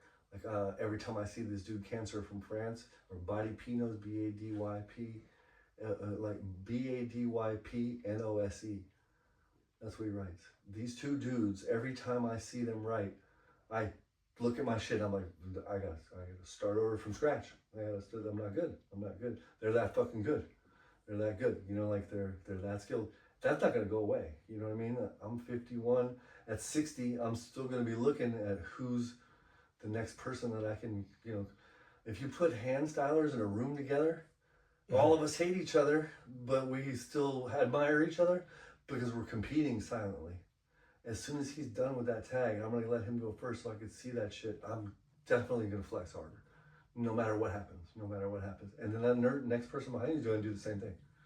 Dude, so it's like a fucking mental telepathy conversation that we're all having. I'm gonna fucking burn your ass right now. And this, you know, as soon as you're done, because you go first, because I want to see what you're doing. It's a weird thing, like the competitiveness with someone who I never met in my life. You know what I mean? I've never met this person in my life, whatever. And every time I see him catch a tag, I feel like he's just showed me up. You know what I mean? Like he purposely showed me up, and I gotta get better. And it's a trip. And, you know, I've complimented them. Now it's easier to like connect with these people. So yeah, internet's connected. It just really brought a lot of people together. I'll tell you what, I was fucking recruiting Fatslow from our crew. What up, Fatslow? And I hadn't met him, but we've had a mad conversations through text. Right? I've given him a drop on history and where I came from and how long I've been in. You know, pages and pages and pages of back and forth, dude, for couple of months while I'm recruiting him and we're battling. Every tag I catch that has his name on it counts to the battle. Every tag that he catches with my name on it counts to the battle. That's it though. Your own name doesn't count. You have to put me up, I have to put you up. That's how the battle's going. I know he's gonna beat me.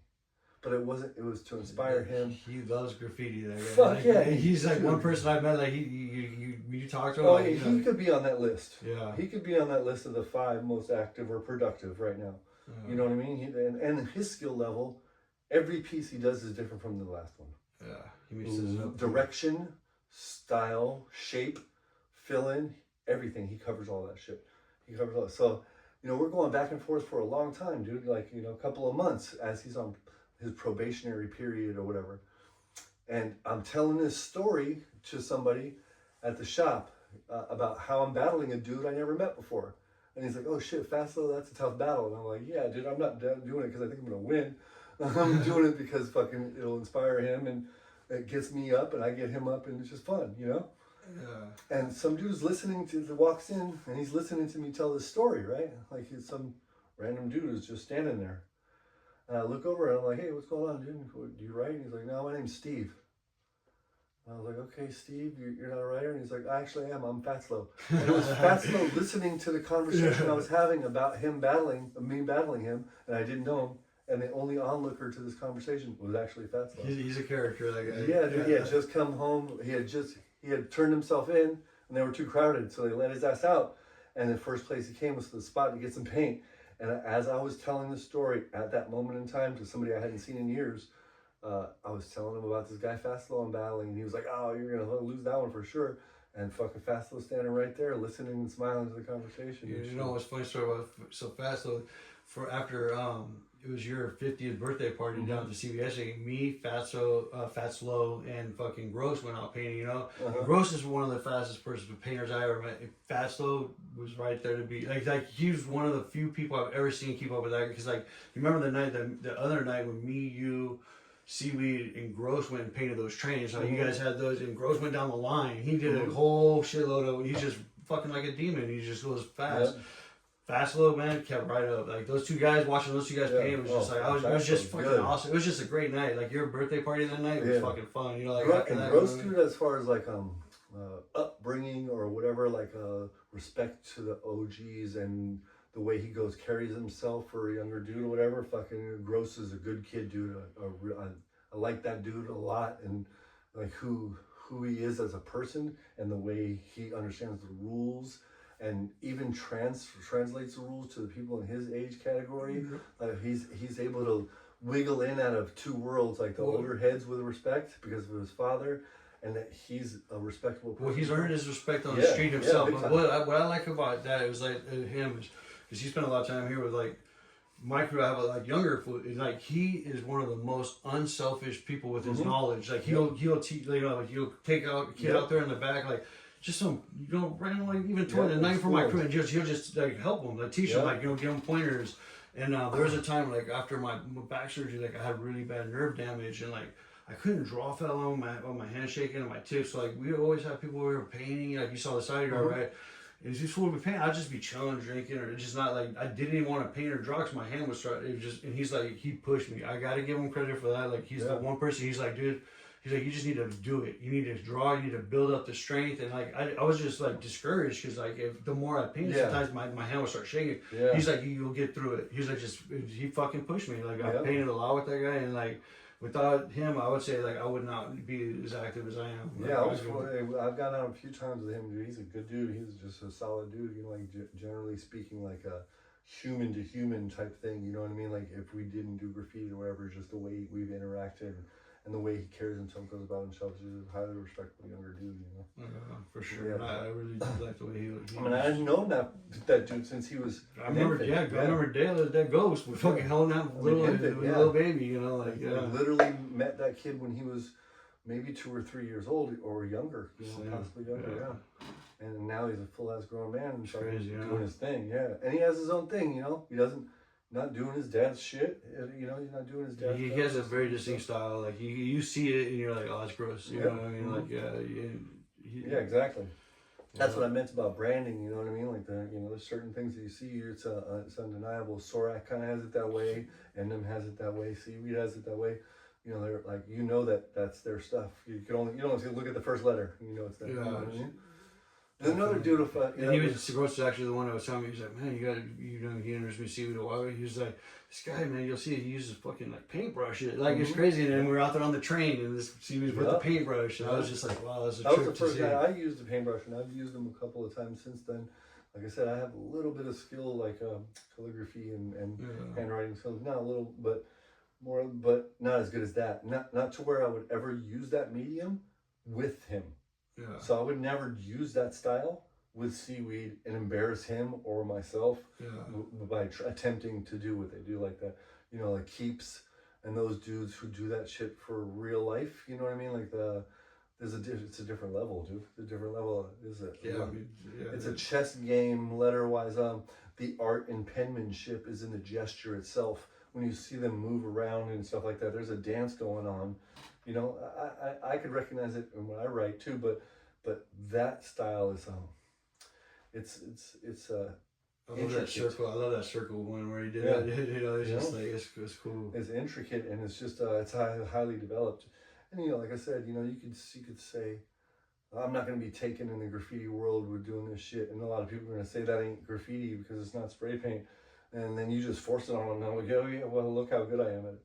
Yeah. You know what I mean? Is that who you should tell me like what you could use it? You know, like I bet I can get more people to say otherwise. You know, by watch this. You know. Yeah, you know what I'm saying? Yeah, you did. I got given it like you put it together. You got some of those guys in there and got that name out there a lot right there. Yeah, you dude. Put it together with Pepsi, Jez has been in for a long time, but because he had a little seniority over the new cats, but he was still kind of in their age group. He helped it too. He helped like the street stuff happen. You know, me and Seaweed. They had to keep me and Seaweed. You know, Seaweed get closer to my age than he is theirs, and you know, when we're like, hey dude, between us we're 100 years old and you guys can keep up with us, you know, it'll light a fire under them younger dudes, you know what I mean? And it only relit fire under, oh, you see these fools went hard tonight, Gmail and Libre went crazy, let's go get them. Let's go paint. Let's go get them, shit, you know. And then, you know, we're accidentally competing with each other. Back in the day, we weren't allowed to battle any crew. Skate felt that if we battled another crew, that it would just put them in a category with us, and they shouldn't be. We would just give them fame, no matter what. We'd always lose that battle because they shouldn't even be there anyway, no matter who it was. And, you know, so we battled each other internally. We had to have crews where we broke off into cliques. In the crews, we named the clique and then battle each other. Me, Mir, and Simple, Link, we never lost. Like 3 or 4 times we did that within the first 2 weeks. Me, Mir, Simple, our crew, these nuts. It wasn't even a question. It was just who's second and third after that. Like there was never a competition really. It was those guys, the rest of our crew competing with each other, but we'd blow them away. Dude, one night we were doing a spot, the Powerhouse Bar, the rooftop there on Hollywood Boulevard and La Brea, and me and Mir were doing the rooftop, and I hear psh, psh, psh. When I look down, I see fucking Skate right there. He's looking out for us, you know. He's pretending he's on the payphone. Damn, you're all right. So I fucking finish it, put Skate tag up. I look back over. This fucking guy's not there. And then we get down, we go look on Hollywood Boulevard, left to right. There's not too far you can go. He's 6'4", 300 something pounds, dude, you know, and nimble, but still, you know, you can't be. I don't know where the fuck he was. He was gone. All he did was shh. And I was excited to go down there and see him and shit, you know, like, hey, dude, look what we just did. Aren't proud of us, right? Or whatever. This fucking guy's gone. He's disappeared. There's not, where'd he go? I don't know. I love that attitude too. Like, we're not gonna battle no one because then it's gonna do that. That's why, like, with the, you know, like, there's always gonna be like, here's a, it's like, just don't even pay no attention. Yeah. Just focus on yourself. You know, it's like, I had a friend one time just be like, dang, if you guys are fucking going real hard right now, he's like, seems like you guys are battling someone. And I'm like, yeah, we are. We're battling everybody. You know, we're just getting, you know, like, you gotta battle. Me and Mir made some attempts at it. Like, well, we would get close to a couple people, like, purposely put our shit, like, to kind of a friendly one, you know what I mean? Like, you know, like, it's a friendly bout, but we wanted to see if we could maybe, and then Skate told us to chill the fuck out. He saw what we were doing, and he's like, knock that shit off. I don't care what your reasons are, don't do it. You know, like, it could possibly turn out to be where, you know, somebody gets dissed, and there was some cross affiliations going on with these people. You know, like him involved in their crew and stuff like that. And we wanted it. Me and Mir was, let's just see what happens. You know what I mean? And then he was like, no, that's enough. Figure it out amongst yourselves and shit. Don't go just creeping up on people's spots and shit like that, doing that shit, because I know what you're trying to do. He caught us slipping and shit, but whatever. We made our mark, you know. Mir had to transcend though, you know, like he couldn't stay a street bomber and somebody that talented get locked up for felony vandalism and shit. It just would have sucked, dude. It would have sucked, you know. Like I would just for his potential growth and all that stuff. You know what I mean? Like, it would have been terrible. So I'm glad he stepped away from the true vandal that he really is, and honed in on his skill with painting, like canvas and like his visual art and stuff, because it would have been sad to see the system take somebody like that skilled away. Like I said, fucking whenever he wants to be, Mir is the best graffiti writer in the world, hands down. Am I biased a little bit? Yeah, of course, because he's my friend. But do I know for sure that he's better than you? Yeah, dude, know that too. You know, yeah, I do know that too. You know, whenever he doesn't focus on graffiti today. If he does for 2 days, he's better than everybody else. Yeah. I don't care what you say. Well, speaking of big skate, what do you think made him start MTA? Like, you know, like another crew after. Do you know? Because we always use. He had a stepping stone cruise. TCS, 2CS was Too Cold Smooth, was a crew that you would get in before you would get into our crew. So Circus, Big Five, Haunt, Ditch, all those guys, they come from this other crew that he started. But it was like junior high to high school or high school to college, whatever transition analogy you would make. The minor leagues to the major leagues, that was our minor league team. And MTA, I don't know if it had that mission, but it was meant for a crew because of bus bombing. And that's why me, Anger, and Blossoms, Skate, and Go-Go were the first members, because it was supposed to be about, you know, bombing buses. Nowadays, buses aren't written on or anything like that. It's different. So many cameras. And right. And, you know, RTDK was the only crew that was really doing that shit, you know, like the dedicated to bus bombing or whatever, you know. And now, since that RTD name was gone, Skate swooped up on it real quick. And now this crew maybe can be the new bus bombing crew. But, you know, we were getting too old to ride the bus, and then, you know, like that kind of way, you know, whatever, like regularly. And graffiti had changed as far as where it was going to make you famous. It wasn't going to be there anymore, you know.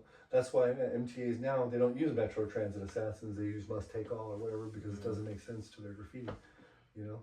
Have you ever heard, you know, I've heard this from different people, like, oh, like, you know, in Skate's like later days, that he wasn't even, like, he was not really from CBS, like he was gearing away from CBS or something like that? No. You never heard nobody say that, though? Yes, but it happened at one time. And I'm a part of, like, sadly, I'm one of the reasons why he was upset. There was a situation at a park where we had a meeting, and he was trying to hold court, and there was a dog running around fucking with everybody's dogs, and it wasn't somebody from our crew, you know, dog. It happened to be some girl that he brought with him. And we had gotten into a back and forth, me and her, about chilling her dog out, you know. And she thought, you know, she could talk any kind of way. She was with Skate, she can get away with talking a whole bunch of shit. But I didn't let it happen. And she claimed a neighborhood. And I was like, a lapse of fucking poise in my own self. And I came back at her with where I was from. And I should never have done that. I wasn't supposed to do that. I knew the rules. I knew it, you know, and then, you know, I expressed that I was upset with him for taking her side, and he said he didn't give a fuck because the way, you know, what I used to defend myself wasn't never supposed to happen. And he was frustrated with us in general because, like, he had a way he wanted things done, and we were becoming famous on our own now, you know, like the Can't Be Stopped thing became a way to be, not just a graffiti crew. It was a action. You know, like, get the fuck out of the way or we're going to tear this place up. And we're here now, so, you know, it's ours. It's different, you know, it was a vibration, not so much a crew, you know, it was a way we felt. And sometimes we didn't respect him inside of that, when it wouldn't have happened if it wasn't for him, you know what I mean? So the only reason we loved it is because we were trying to make him happy and impress him and all that stuff, you know. We loved our crew because he was the leader. And then when we overlooked that and we got bigger than our britches, it frustrated them, you know. And at that time, things weren't going as smoothly as you would have liked it to have gone for him in his life. You know, like it was tough. It was tough. He had a lot of responsibility, and I think a lot of frustration was just he was shouldering a lot of hardship or whatever. And at that moment, I didn't make it easy for him. I was arrogant and rude to him, and instead of like punishing me physically, he was almost like a wild animal when they leave their pack. You think you can on your own? And go ahead. And it was only a few days after that he passed away. Oh, sucks. Yeah, who you telling, dude? I never got to square it up with it. Yeah, I got a couple of friends that passed away, but I wish the last conversations we had were different, you know? Dude, my last conversation, he walked away. Like, I know that it wasn't just me he was frustrated with, but I was the last person he spoke to about being pissed off. And when he said, you guys can have this shit and fuck off, it was on the heels of a argument we were having about this guest of his and the position he took her over me. I felt that way, you know, at the time, and it wasn't about that. It was about what I used to combat the argument or whatever, and I was wrong for that. But I wasn't able to say that then.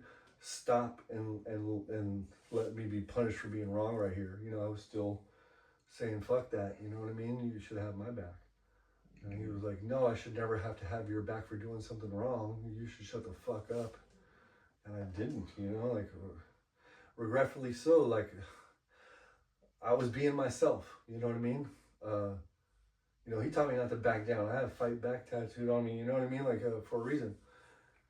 He taught me to, you know, be, you know, he would put me in dog fights, dude. You know, like, if there was somebody that was disrespecting in the neighborhood, he'd look over at me and snap and point like I was a dog, and I would get out and handle business in a circle. You know, not fuck somebody up from behind, no shit like that. Square the fuck up, and your homies will sit down, and my homies will sit down, and you're gonna deal. That would put me on that shit for real. Like when it came to defending the crew in our neighborhood or with someone who was, you know, you had to catch. It was me. He chose me more than one time. And, you know, maybe it's because I was brash and fucking arrogant and whatever, and he put me to the test. You know what I mean? Like, let's make sure that you can actually back this shit up that you're talking about. So I had to be on front row all the time. Like, my teeth are all over the place. I have teeth spread out from La Brea to Fairfax, you know, all over the place. He picked the tooth up, brought it home with me, so he explained to my mom that I just went head up with a grown man and that homeboy knocked my tooth out, and he spent the night. But he had to wake my mom up and explain to her that here's his tooth. You're gonna need to go to the dentist tomorrow. And this is what happened. I put him in a circle with somebody that he was, you know, they were going back and forth with, and to make sure that it didn't last forever or turn into something more violent than this. He handled his business with somebody much older than me, dude. You know, much older than me. And he knocked me. That fucking dude told me on the phone, I'm gonna knock your teeth out. The fucking first punch that he threw knocked my front tooth out. And I fucking lost it. I went straight up horror movie crazy and just made sure that I was on the winning side of this fucking, no matter what happened. My tooth came out, but I did not lose, and I did not go down. You know what I mean? That's like, I lost it. We went into Norm's, a restaurant in LA, and to clean up afterwards. I was fucking bloody, dude, all over the place, you know, blood from here to here, completely covered. And the whole Booyah tribe was in there. We walked in the doors, and the only people eating were the biggest Samoan gangsters you've ever seen in your fucking life. And when I turned the corner, they were like, damn! And I was like, yeah, dude, it's rough around here, dude. And they did, you know, this is the hardest motherfuckers in the world sitting to the right of me. And they were all giving me some love and shit because I had skated and explained to them that I had to handle business and shit. But these fools are the scariest people in the world. The shortest dude was still 2 inches taller than me, and I'm 6'7". You know what I mean? It was a different night. But yeah, man, he stayed with me to bring me home and explain to my mom what happened. Like, who does that kind of shit? You know what I mean? Who does that kind of shit? He wasn't no 50-year-old man, 30-year-old man. He was 23 when he passed away. How forward thinking was he already then? You know? Yeah, for sure.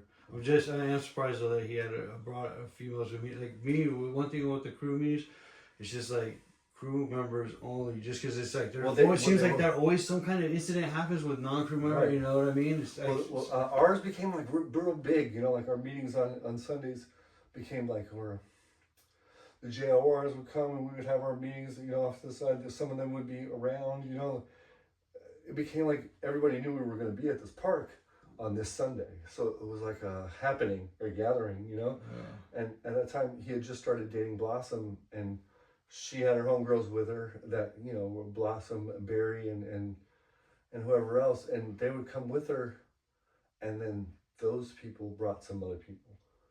Yeah. And they were bystanders, you know, like uninvolved all the way up until the dog was a nuisance. And I had my dog, and Mir had his dogs, and not everybody's dogs is friendly, and it's causing too much chaos, and we're about to have this meeting, but this dog is running around, and I, you know, I'm trying to let Skate hold court, but the way I went about it was super fucking aggressive.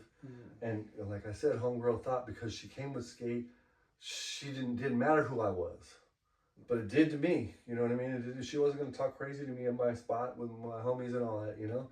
And then when she went to banging, it was, you know, first of all, you're not going to do shit because you're a girl. You know, you can't, not to say that girls can't bang. I know that they can, trust me. But I got bang on some she's not banging on me. She's just saying that shit to scare me off. And it doesn't, you know. She doesn't know that that I'm also affiliated, and it's not of high concern to me what you just said. But what I might say might be of high concern to you now, you know.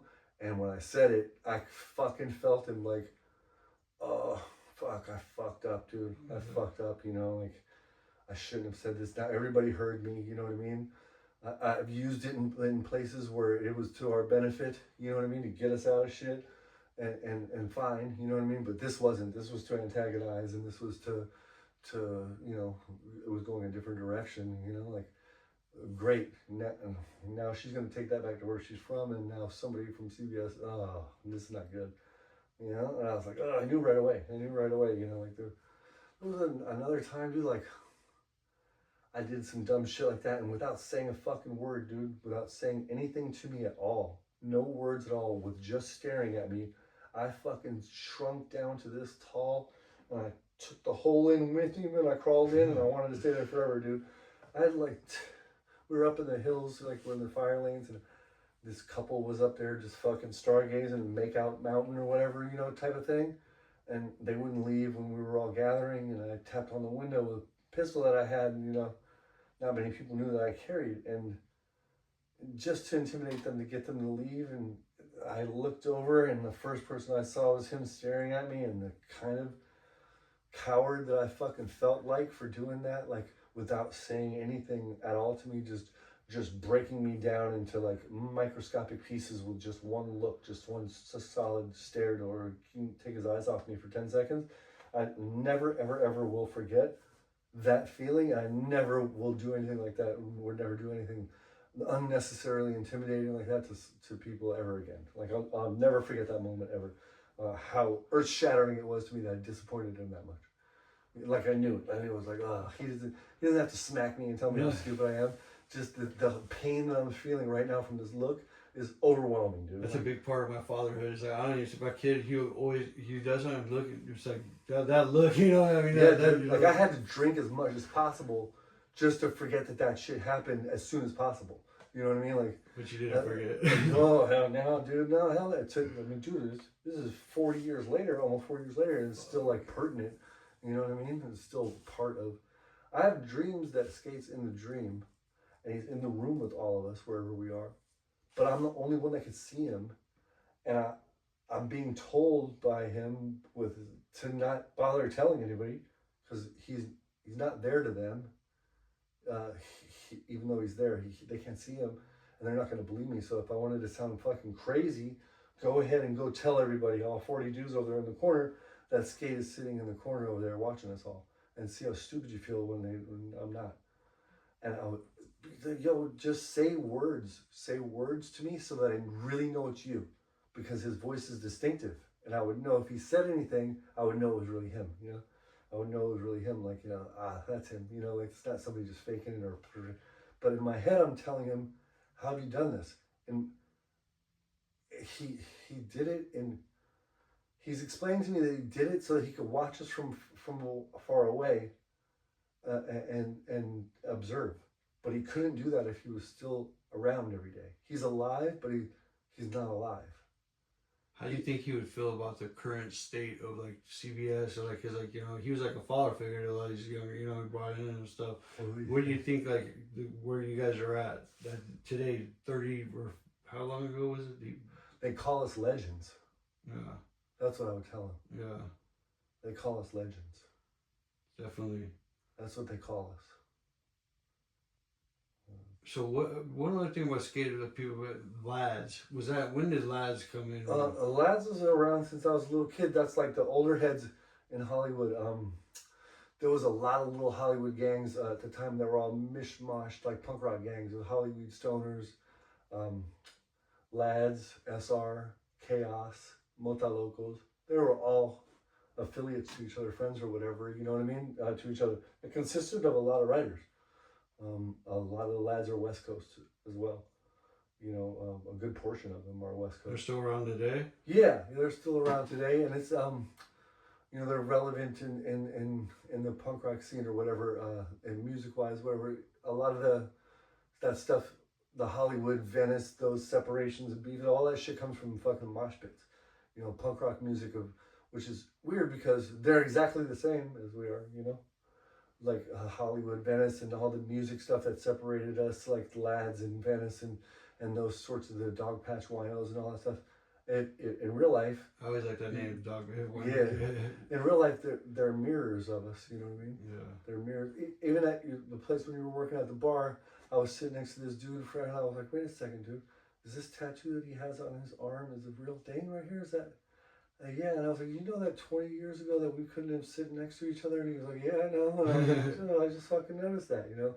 And he was from down south, you know, in Orange County. I won't say where he's from, you know, but it would have been a time that like we would have to figure something out, you know what I mean? Like take a little walk outside and come back. Yeah, dude, it was a trip, you know. But yeah, lads. I always like that name too, LA Desk. Yeah, it's great. It's great. Like the acronym of it all is dope. Yeah, you know that it came in. I think that he wanted to show respect to them by being a part too. You know, like they knew that he had his own crew and all that stuff, but he probably was letting them know, "Oh, you're still my big homies" or whatever. Yeah. You know what I mean? Like I'm the big homie now to a whole bunch of motherfuckers, and you know, we're representing for those dudes, even though we were graffiti writers.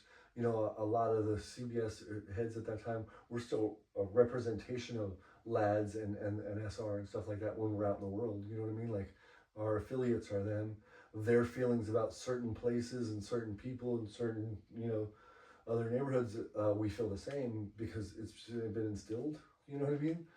You got good big homies. You know, back in, you know, there's a lot more big homies out there putting the younger kids on. You know, and you know these were some one time was at a party of theirs, Lads and SR, and Skate brought us there, and they were all yelling their neighborhoods out during the break of the music, and me and Link yelled, "Oof." They got us out onto the balcony where our fucking backs were bent over and we're looking at the stars, and then we're like, "Where are you from? Where are you from? Where are you from?" Like over and over, and we kept repeating. CBS, what'd you say? What'd you say? What'd you say?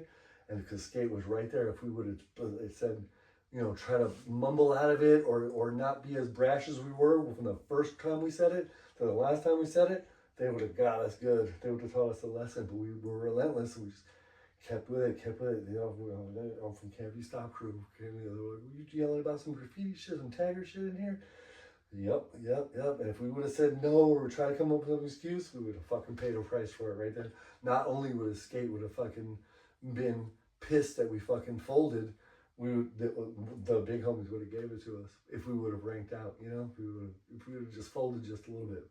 But me and Link were the wrong two dudes for that shit. We were gonna do it no matter what. We were stupid. Like we might have been the two dumbest fools.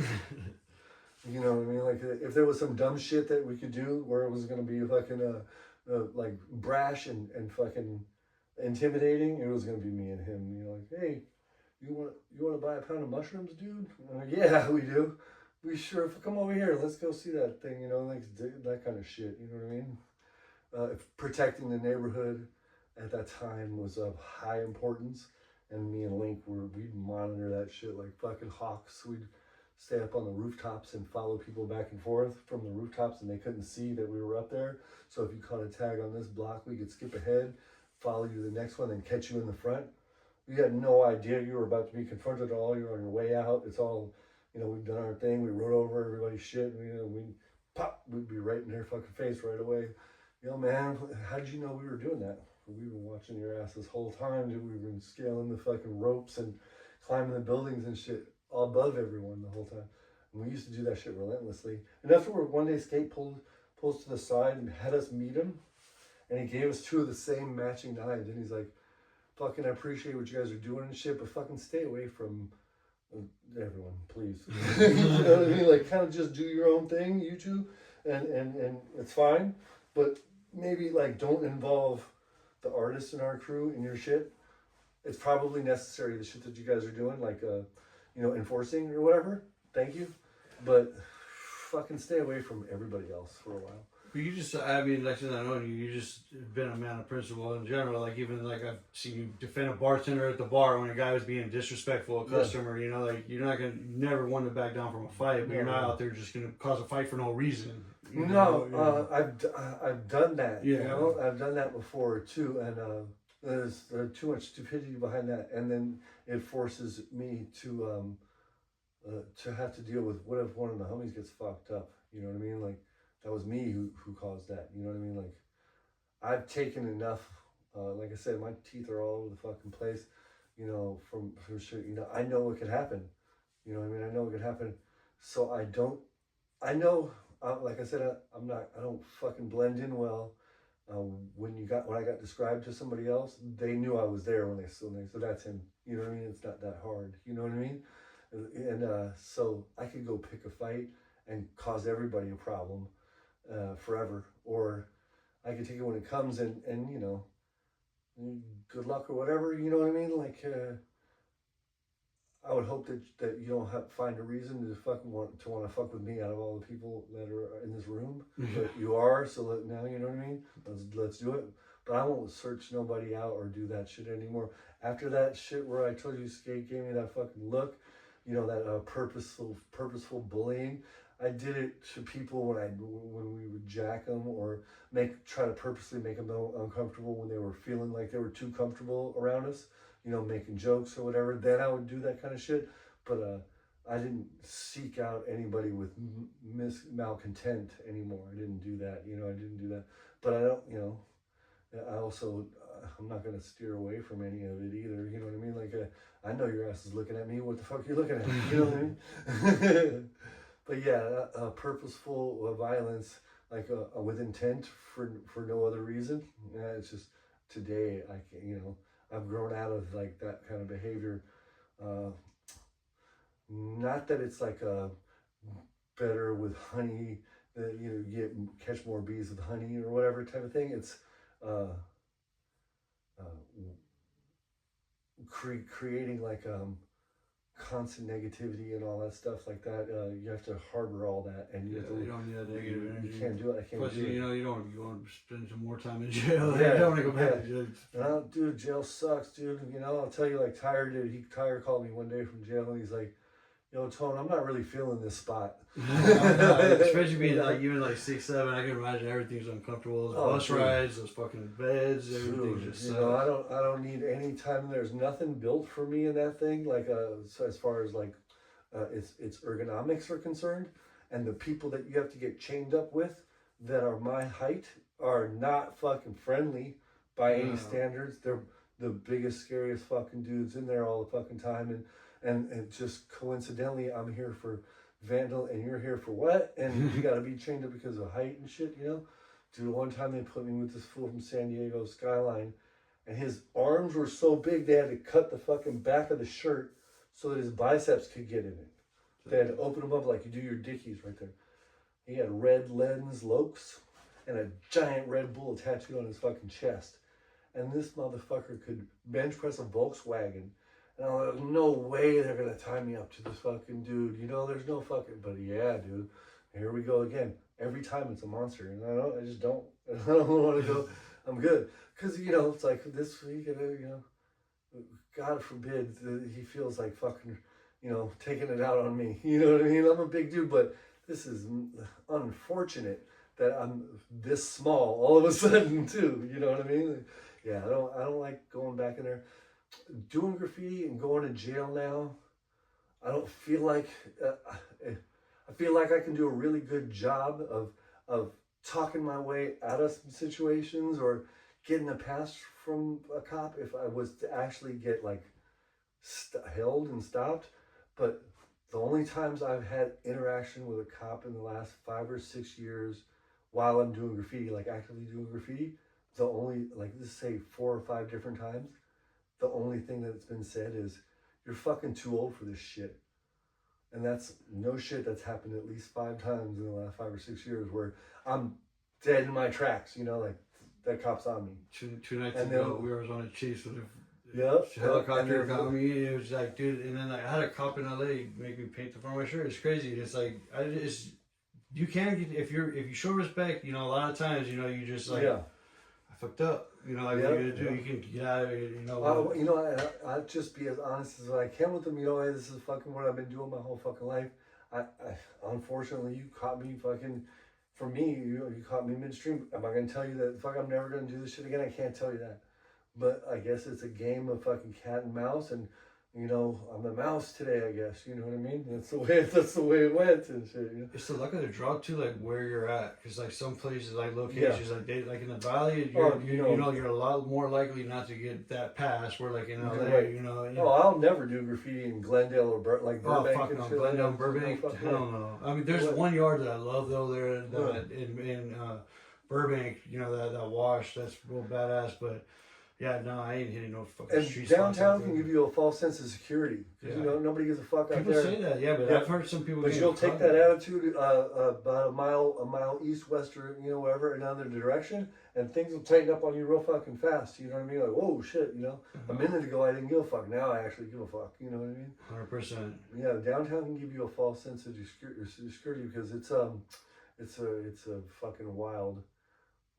It's lawless, you know what I mean? It's painful how lawless it is down there. Even somebody who's involved in criminal activity like myself still feels like this fucking place needs some help, dude. You know? Yeah, no, for sure. These people need help, dude. I was painting the other night and I seen this guy fucking like halfway in the street and halfway on the sidewalk was late, and I'm just.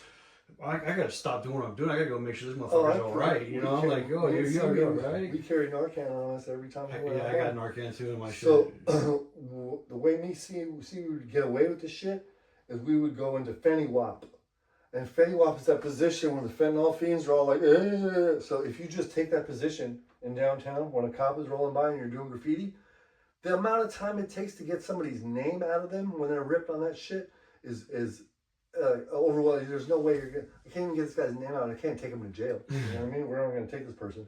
So if you go into the Fenny Wap and just start acting like you're high as fuck on fentanyl and bend over in some weird cryptic position where it's like you're in a horror movie, they'll roll right by you. Me and Seaweed Mud done that dozens of times. Just Fenny Wap, you know, like here they come, and then just both of us go into some zombie mode stance, and they right by. So look over. Such a sad fucking state. Down there. That's where it's like you're oversensitized or undersensitized. Sometimes you don't give a fuck. Everybody get out of my way. No, you can't have a cigarette. Get the fuck off my shit, you know. Or it's else. Oh, shit, can I help them? Can I help this person? Are they okay? Is that person okay? You're going one direction or the other when you're out there, and it's like high, low, high, and low, lows. Like we've seen somebody bite all of the meat off his pinky, rip it all off, and another dude tear away at his skin where he had 2 hands on his thigh meat and rip back the fucking skin, you know, like unbelievable. Some lady pulling maggots out of her vagina, you know what I mean? Like, that's how bad the shit was, where she's legs are open and she's pulling out scoops of maggots from inside of herself. You know, this is horrifying, dude. Horrifying. Anybody who thinks that fucking downtown is some fucking, hey, you're not, you need to be really fucking careful about what you do and how you do it down there, because it's their place, and they'll turn on you if they want to. If you don't ask permission the right way, if you just feel like writing on anything, anywhere, and that's somebody's house that you're writing on, no matter if it's a tent or not, that's their house, that's their backyard you're writing on. And if you didn't ask permission, that whole block of all those people turn on you, you're not making it home. It's like Walking Dead. Yep. But we did it. We knock on the tent, offer some cigarettes or whatever the fuck. Hey, do you mind if we do this? We'll put your name up or whatever the fuck. Is it okay? One dude put a fucking gun. He was like, yo, I got one bullet in this motherfucker. You erase that shit right now or it's yours. And that's just a tag. That's way more costly than fucking getting locked up. You know what I mean? This fucking dude, Cuban dude who was not playing. He had a big ass revolver, and he's like, I got one bullet in this motherfucker, and it's yours if that shit don't come off the wall right now. And that's how serious he was about it. I believed him. I took that shit off. No, it's not worth it, No. Even, dude, it's still though, that there's fun in that somehow. Like I got through that, and that's a story I could tell, or that was real. You know what I mean? I'm telling you, that's why I was with this chick 2 nights ago, and it was the craziest shit. Like, we're painting the tunnel, and fucking she fell, and the train came. The conductor on the train called the cops, and I'm like, we gotta go finish up. 4 cop cars rolling up, spotlights looking up at us, so I'm like stashing the paint, running down the tracks. Helicopter comes, the helicopter's fucking nowhere you can go. They're like, come down the mountain. I'm like, fuck, I'm on probation. I'm about to. My lawyer and the judge both said, you get caught doing graffiti again, you're gonna go do a year. And I was like, fuck, dude. She was like, hey, I'm gonna go down there, and fucking. She went down. The train conductor was like, cops were like. The train guy said there was 2 of you, and the helicopter never got off of me. I couldn't get rid of that shit, and then I had to go down there, and I'm cuffed up. They're like, no warrants, and I was like, fuck, dude. I was like, but just running from the cops and hiding behind the rock and the tree with the spotlight, it's adrenaline rush. Yeah, big time. Well, I was in the 91, I think, down the 6th Street Bridge. I'm catching a tag going this way, over the hill to East LA, and 4 motorcycle cops come upon me. And I should be dead ass, right? And I cross over to this side, and I start running back towards downtown, and they just turn around, and they're riding next to me, just laughing, dude. Like, you're gonna get gassed eventually, dude. We're not. Just stop running, dude. Like, they're laughing their asses off. And I said, no, there's no fucking way, dude. I can go to jail. There's no fucking way. And I started looking around, stopped and started looking around, and like, what's this fool gonna do? I hung from that bitch, dude, and dropped 20-something feet, dude. Down below to where before the river was all developed around there now, and I clipped a fucking chain link fence barely with my foot on the way down, thinking I'm still gonna land hard and get hurt, you know what I mean? But when I clipped it, it broke 2 of my toes, and I landed backwards and broke a couple of my fingers, and they couldn't get down there, like they were too much of an obstacle course for them to get down where I was, and they were looking over at me going, how the fuck did he do that shit? He got fucking away from it. And dude, I limped all the way back up. I get to the fucking bus stop, and I'm like, damn, dude, I'm in downtown. It's gonna take forever. And the homies came back. Used to drive this little Chevette that we treated like a bus. It was fucked up, man. We rode all over that shit on the inside and scribed it all up. It was rude what we did to that shit. And everybody was in the car, fucking door open. I fucking hobbled over and jumped in, fucking made it home, dude. Thank God. Yeah, but my last, before you met me, or after you met me, I got hurt bad running from the cops. Jumped a fence, and I landed on a gardening brick, like a pointed brick, on my heel. And I fucking broke my heel bone completely off. It broke completely off on my foot, and it traveled up my Achilles, and it was behind my ankle, like where my Achilles is, and it was slicing it all up because it was just shaped. It was like sharp ass bone now, just completely broken off. The sound of one bone breaking off another bone, it's like a home run when you're in Dodger Stadium. That noise, that clap, it was like that. It popped my eardrums enough to where I looked back at the cops, and I was like, that had to be like a rubber bullet or something. Like that noise was not from inside of my body. There's no fucking way, right? There's no way. And I was laying on the ground like I was getting stepped on, like I couldn't get up. The pressure was heavy. And when I finally got up, I had another wall to jump and land down on one foot, because on the other side of that building was my house, my apartment. I could get to this shit possibly Even though I'm still going to the hospital and all that shit, I could get away with not going to the hospital in cuffs. I jump over that fucking fence, dude, and I land on the one good foot, and I fucking stumble to the ground again, and it's fucking, now I can feel my toes starting to bend backwards, and they're facing me. Like the tops of my toes are facing me because my foot is being pulled backwards by the bone that's moving up behind my Achilles, like literally cutting away like a carrot does when you shave it with like a razor. You know what I mean? Like it's slicing, and I can feel it, dude, fucking burning. And I got a few more fucking feet to go, and I could see out. And the cops got my boy Reckon from ICR, or whatever, right? And they got him, right? But he's only 2 buildings away from my house. Maybe I can make it across while they're dealing with him, right? Fucking security light goes on. The only house that's on the block. Only one fucking house. And this house has a security light. Directly across the street's my apartment. Step back when I see the light pop on. I feel the fucking gun on the back of my head. And homegirl's like, get on your fucking knees right now. You're going to jail. And I was like, I can't. My leg is broken. She was like, your leg is fucking not broken because you're standing on your leg right now. You're standing right here in front of me. Your leg. And she went to pat me down. And she almost fucking puked. She touched the bone and she pulled her hands away like that. She spoke to the other cop and they drove the fuck away. They left me standing there. My shit shattered all in front of my neighbors, my whole bone. I couldn't walk for 7 months. I had to leave California, the whole shit, dude. Amongst some other things that I had. I went in the house and Chill from UTI, homie Chill was there. And I said, Chill, dude, grab my fucking car keys, dude. We gotta go to the hospital right now. He's like, why? And I was like, dude, my fucking leg. When he saw it, he almost fucking puked. It was sticking out like fucking this far. And like busting through the skin now. You know what I mean? Like it was so hard to... It was an emergency surgery because it was actually going to break through and cause skin grafts and all kinds of shit. But yeah, dude, that was the only injury I ever did playing basketball my whole fucking life. Never hurt my leg ever once. Never, nothing. Scot-free. And then fucking my old age jumped over this fucking fence and just barely landed my heel. That brick was so sharp that it basically sliced, it chipped off the entire back portion of my size 15 foot. It's not a small heel, by the way. Yeah, dude, that was tough. I couldn't walk for 7 months and like couldn't get a stride in over a year. It was tough. That's the price you pay though, dude, for doing graffiti. I fucked myself up recently too. I was running from the cops and like there was like a metal, like those ones with the spikes on top of a block wall. And the cops were chasing me, and like the spot, it was real dark, and the spot where I jumped off of, like went over the fence, was higher than the spot where I was jumping to. So I had my hands right there, and like my feet didn't hit where my brain thought they were gonna hit, so my brain didn't let go, my hands didn't let go, and I slammed in the wall, and I tore my rotator cuff, my bad shoulder. I got like a torn labrum, a torn rotator cuff, and a fucking torn bicep, all in my left arm. Yeah, and shit. And I slammed in the wall. Boom! I sat there right down. I was like, I wanted to just cry. I'm like, what the fuck? I just wish I was home. You know, it hurt so bad. Oh, dude, I was gonna get this spot like on a fire escape, and we gave me a boost up.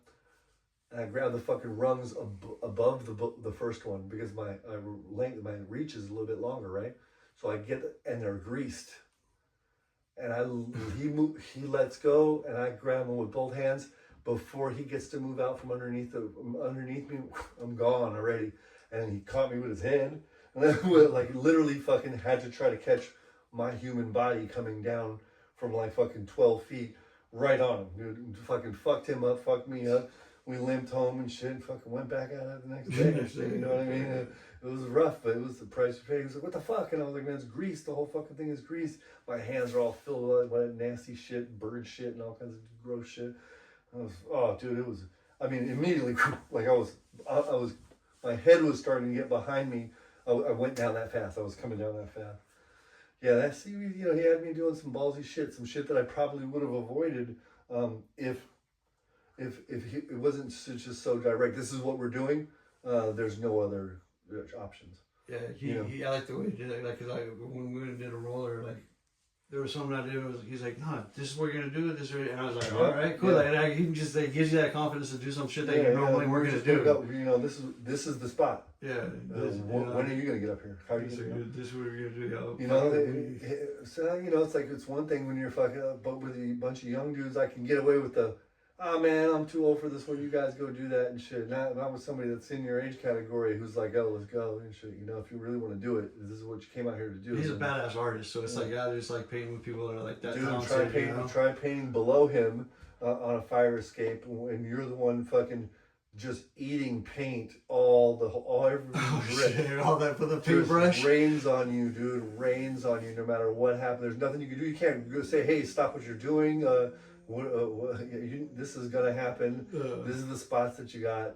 Fucking deal. Just a bucket of fucking bucket paint on you. You gotta wear anything but your favorite fucking clothes in there because it's gonna ruin.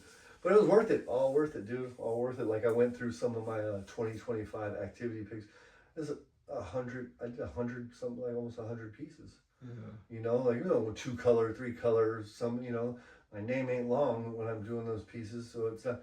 But that's you know, for all illegal graffiti, that was a pretty good productivity for somebody in their 50s or whatever, you know. You guys put in work. It was fun to see, you know. I like some of those videos you guys made too, you know. Yeah, when he did the stencils and stuff like that, they were fun. Yeah. It was. Plus, we knew we were being told by people that we were inspiring them, so it was a big deal. You know what I mean? Yeah, it changes it. Two older dudes not doing the same graffiti, you know, different dynamics and all that shit. You know, like we were being told by other, you know, real writers, you know, like people with high-ranking positional, you know, positions that are way up there, that, you know, we were the reason why they were going to get out that night. You know what I mean? It feels good. It feels good, like when, like, cause like a lot of people, like, you know, civilians will see, like, oh man, I see you up here, I see you up all over. But then when, like, or real, like someone that's like fucking put in that work, they tell you like, damn, fool, like you're crushing right now. You're doing this. Like I seen your show. It feels like a lot, like more. Yeah. It means a lot more, you know. Or when the younger kids that you're recruiting because of how much work they're doing are telling you, hey man, I'm trying to keep up with you. Yeah, exactly. You know, we got that way too. Yeah. You know, you know, like sure. You know, it was a good. We needed it. Like our crew needed the. Represent the street bombing, which we had steered away from for some time. You know, we had lost that element that my generation had kind of gotten too old for that shit, like, you know, all of us, you know. And so that element was gone, and it was like what we were most proud of in the 90s, that, you know, yeah, we're good and shit, you know, like pieces, everybody from our crew, you know, a handful of them are really, really, really good. But as far as traditional graffiti and we're being up more than you, we are that too. And that's what we were trying, the goal we were trying to reach, you know. At that time, like fucking, you know, STPs and OTRs, you know, they were doing shit big, you know, like spell outs and all that shit big. So we figured, you know, we gotta, if we can't do it that big, then we gotta do it, the quantity has to be big, you know. We're not. That rooftop though was pretty big. That's just fucking sick. That's dude. Because like you guys have always been like, to my mind, like more like Melrose Venice area, but like this is downtown LA. You guys that's why fucking, you know. That was our specific mission, is to like bring us to an area that everyone was unfamiliar with us owning. Yeah. And when it was said and done, me and Seaweed had downtown more than anybody else. You know, there was a 3 or 4 month span of the important part of the everyone bombing that it was undeniable that we were ahead of the pack, dude. You know, like you don't have to tell me, or you know, I didn't have to be like you know, convinced or whatever. Like, hey, thanks for the compliment. I knew it. You know, I knew it. He knew it. We knew it. We knew what we were doing. When he did that piece, I told the whole world, you just got inspired. Every writer right now, everywhere, just got a tingle from going, oh shit, that's different. That's big. That's big right there. You know, that he set the course with that. Remember, like, he didn't tell me he was doing that, even though we were staying together. You know, like, he didn't tell me he was doing that shit. He left on his own to go do it. And then it got some little bit of help after people realized what he was doing. But the initial hard part, he did all by himself, which is crazy. Yeah. Crazy. Like, if you look at the slope of that thing and all that shit, like I told you when he came back, I was like, what happened to you, dude? You look like shit, dude. Like, you look like somebody beat the fuck out of you with a paint bucket. You look terrible. And he was like, well, I was working on this. And I was like, what building? And he was like, that one. I was like, no. And he's like, yeah. And he showed me the pictures, and I was fucking floored. And I mean, it was so impressive that people were lining up in our crew just to be a system. You know, Guts and Libre and all that stuff. Libre was coming from Ventura County just so he could get one roll in on that thing. You know what I mean? And that shit took them a couple of days, 4 or 5 hours a day to do that shit. You know. That's impressive. I did the math on it. It was crazy a little bit, but the picture has the actual dimensions of it. It was massive, dude. Like 20 feet each way, letter, and 23 feet tall, I think it was. Yeah, 20 feet wide, 23 feet, something like that, to that degree. Oh yeah. Yeah, dude. Yeah, and you know that pretty much all those new heads that we're getting in our crew, it set a high standard right then. You know what I mean? Like everybody was inspired to do the best that they could. You know, Hep C went crazy. You know, and pushed and pushed and pushed, and Libre and them came down, Gmail and them came down and got better. Jonas and those guys like that, they became their own writer at the same time. You know, like now they're from a good crew, and now they're not just, oh yeah, I think I seen that dude Gmail from CBS is a lot different than some Gmail. You know what I mean? Mm-hmm. Now his work is being complimented by the crew's being complimented by his work, and things just came together really, really well for us at that. You guys definitely got fucking put back right, like out there, like a street presence. That you know, I give you you know, I can't take responsibility for doing all of it, but I can say that I feel heavily responsible for you know, me and Seaweed's collaboration over inspiring that stuff, and then them and re-inspiring us to keep up with it all. You know, pushing each other. Yeah, dude, it was fun. It was really fun. It could happen again, you know, but like you said, life happens and shit. Somebody's got to go be a dad. Somebody's got to go find their career. Somebody's got to, you know, come out of jail, that kind of shit, you know what I mean? And things can get screwy. We were just fortunate that all of us were available to do that at that time, you know what I mean? And those dudes, they got to form their own bond too, you know, like the old dudes, we have our relationship, you know what I mean? Like, we're tight or whatever you call it because of longevity. Now these guys are beginning their longevity. So it's good to see that, you know, like this generation now is developing the camaraderie that we had on their own without, you know, without us being a part of it in that way. You know what I mean? Yeah. We can watch from afar, like, and say, oh shit, you know, like. And then next generation, I mean, you got some hitters, you know, it's looking good, you know, so it's like, you know. Yeah, you know, you gotta do that. You gotta have recruits. And that's just here, you know, like worldwide, what Anger's been able to do worldwide is super impressive. You know, like the kind of cats, the skill level that the dudes that have New Zealand and Paris and Mexico and shit like that. Dude, you're telling me that in 1989 there was 9 or 10 of us, and now there's 200 people in Brazil and Japan, and what the fuck are you talking about, dude? How is that? They all laughed at us when we were playing with Matchbox cars, and now they're not laughing anymore. You know what I mean? Like, are you gonna do this your whole life? Come on, you're like, yeah, and a whole other bunch of people, they're gonna commit their lives to it because of what we've done too. That's incredible to think about. It is. Much respect to that. Yeah. Is there anybody else that you want to shout out, or like any other like fallen friend that you want to mention their name just to keep them out there? Or, always, you know, like none of this shit is happening if it wasn't for the responsibility that fucking we all have for skate. Today, every day or whatever, like, you know, our group is, instead of CBS Can't Be Stopped, we use Chosen by Skate. It was more important. It's like a showing off thing. I was picked by Skate to be in this crew. I didn't get in after he passed away or whatever. You know what I mean? Mm-hmm. Like, it's like a different. It feels like it's a different level of membership. You know, Jigs was a good friend who passed away this year too. You know, rest in peace to him and Pale. Sad, you know, like fucking Pale, like seemed like his life was going fucking in a better direction. I hadn't seen him in a while. We had briefly shot to shit, and it sucks that happened. You know, Rob One's a heavy influence on me, so I've always referred to his graffiti to better mine, still to this day. You know what I mean? Hand styles or whatever. He's also one of those dudes who had locked in the elements very well. And otherwise, you know, I try to like in the stickers that I do, I just recently did a run of all RIP stickers, big ones, and it was Rival, it was Tulse, it was Air, it was Ink, Search, always Search. You know, Search was close to us. Search and Crasher were really good friends, so Search was around us a lot. you know, I always put up searches. I try to pay, you know, homage to the crew, you know, representing crews who have fallen members.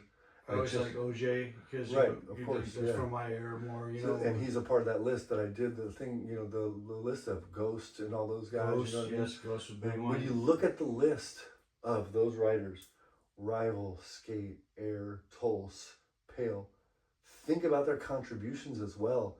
It's fucking crazy, dude. Yeah, it's crazy. That's one of the reasons why I wanted to do this, but just keep these names out there, to keep their stories, because you know, like people die, you know, so like you might know something that somebody else didn't know, like all those facts that you just talked about, those old crews, like now it's out there, it's going to be on, you know, record, and people are going to be able to see this for generations and keep those guys, you know, I mean, that's the way, like, you know, we keep doing it because it is an actual life, it's a lifestyle, it's a real culture, it's a tribe or something like that, separate from everything else. You know what I mean? Well, we've forced you to admit that you like it. Everyone tried so hard to hate it. That's what I always say too. Also, like our generation, we fucking took something that this generation now is giving. Like yes. you know, it wasn't the same. Like we no. The availability of walls, the tools, all that stuff. And that way, like society in general, like now it's like it's part of everything. You can't brand anything without using graffiti to help you get a demographic. 100%. You know, think about it this way: graffiti writing. You could write graffiti different, the same name different every time, and spell it different, and it could read the same, but the shape of the letter, the direction that it goes in no other language could that be done. If you change the kanji, it says something different.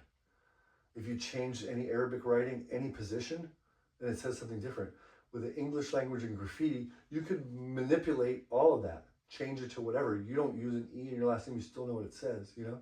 You could put the E backwards if you added it, it'd still say poison, you know?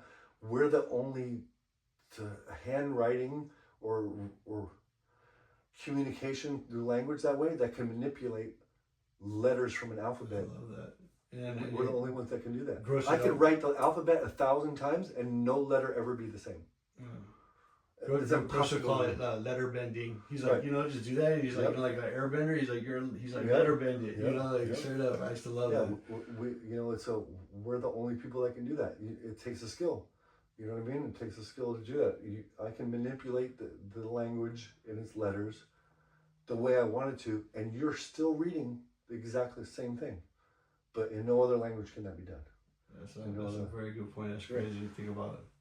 Yeah, you can't do that. You can't do that in any other language. You know exactly what it says, but it's completely non-traditional or untaught when it comes to school or anything like that. No one taught you how to write like that. How come I can read it? Why? Why? Because you have to now. You have to know how to read it to brand your drink or your clothes. You have to. You can't sell a toy or anything like that, and nothing without adding graffiti to it. You just can't do it. It's not as attractive, at least. No, I agree with that. No. So any shout outs to any living people out there or anybody? Yeah, you know, everyone in my crew across the world, you're overly impressive. Every one of you. You know what I mean? Graffiti in general is transcended into, you know, higher art form. The rest of the crews, I always make sure UTI, STP, those crews are highly respected. LOD, of course, OTR, and size. My big homie size. And I love all those dudes and what they do. And if they keep doing what they're doing, then we'll keep doing what we're doing, and this shit won't go away.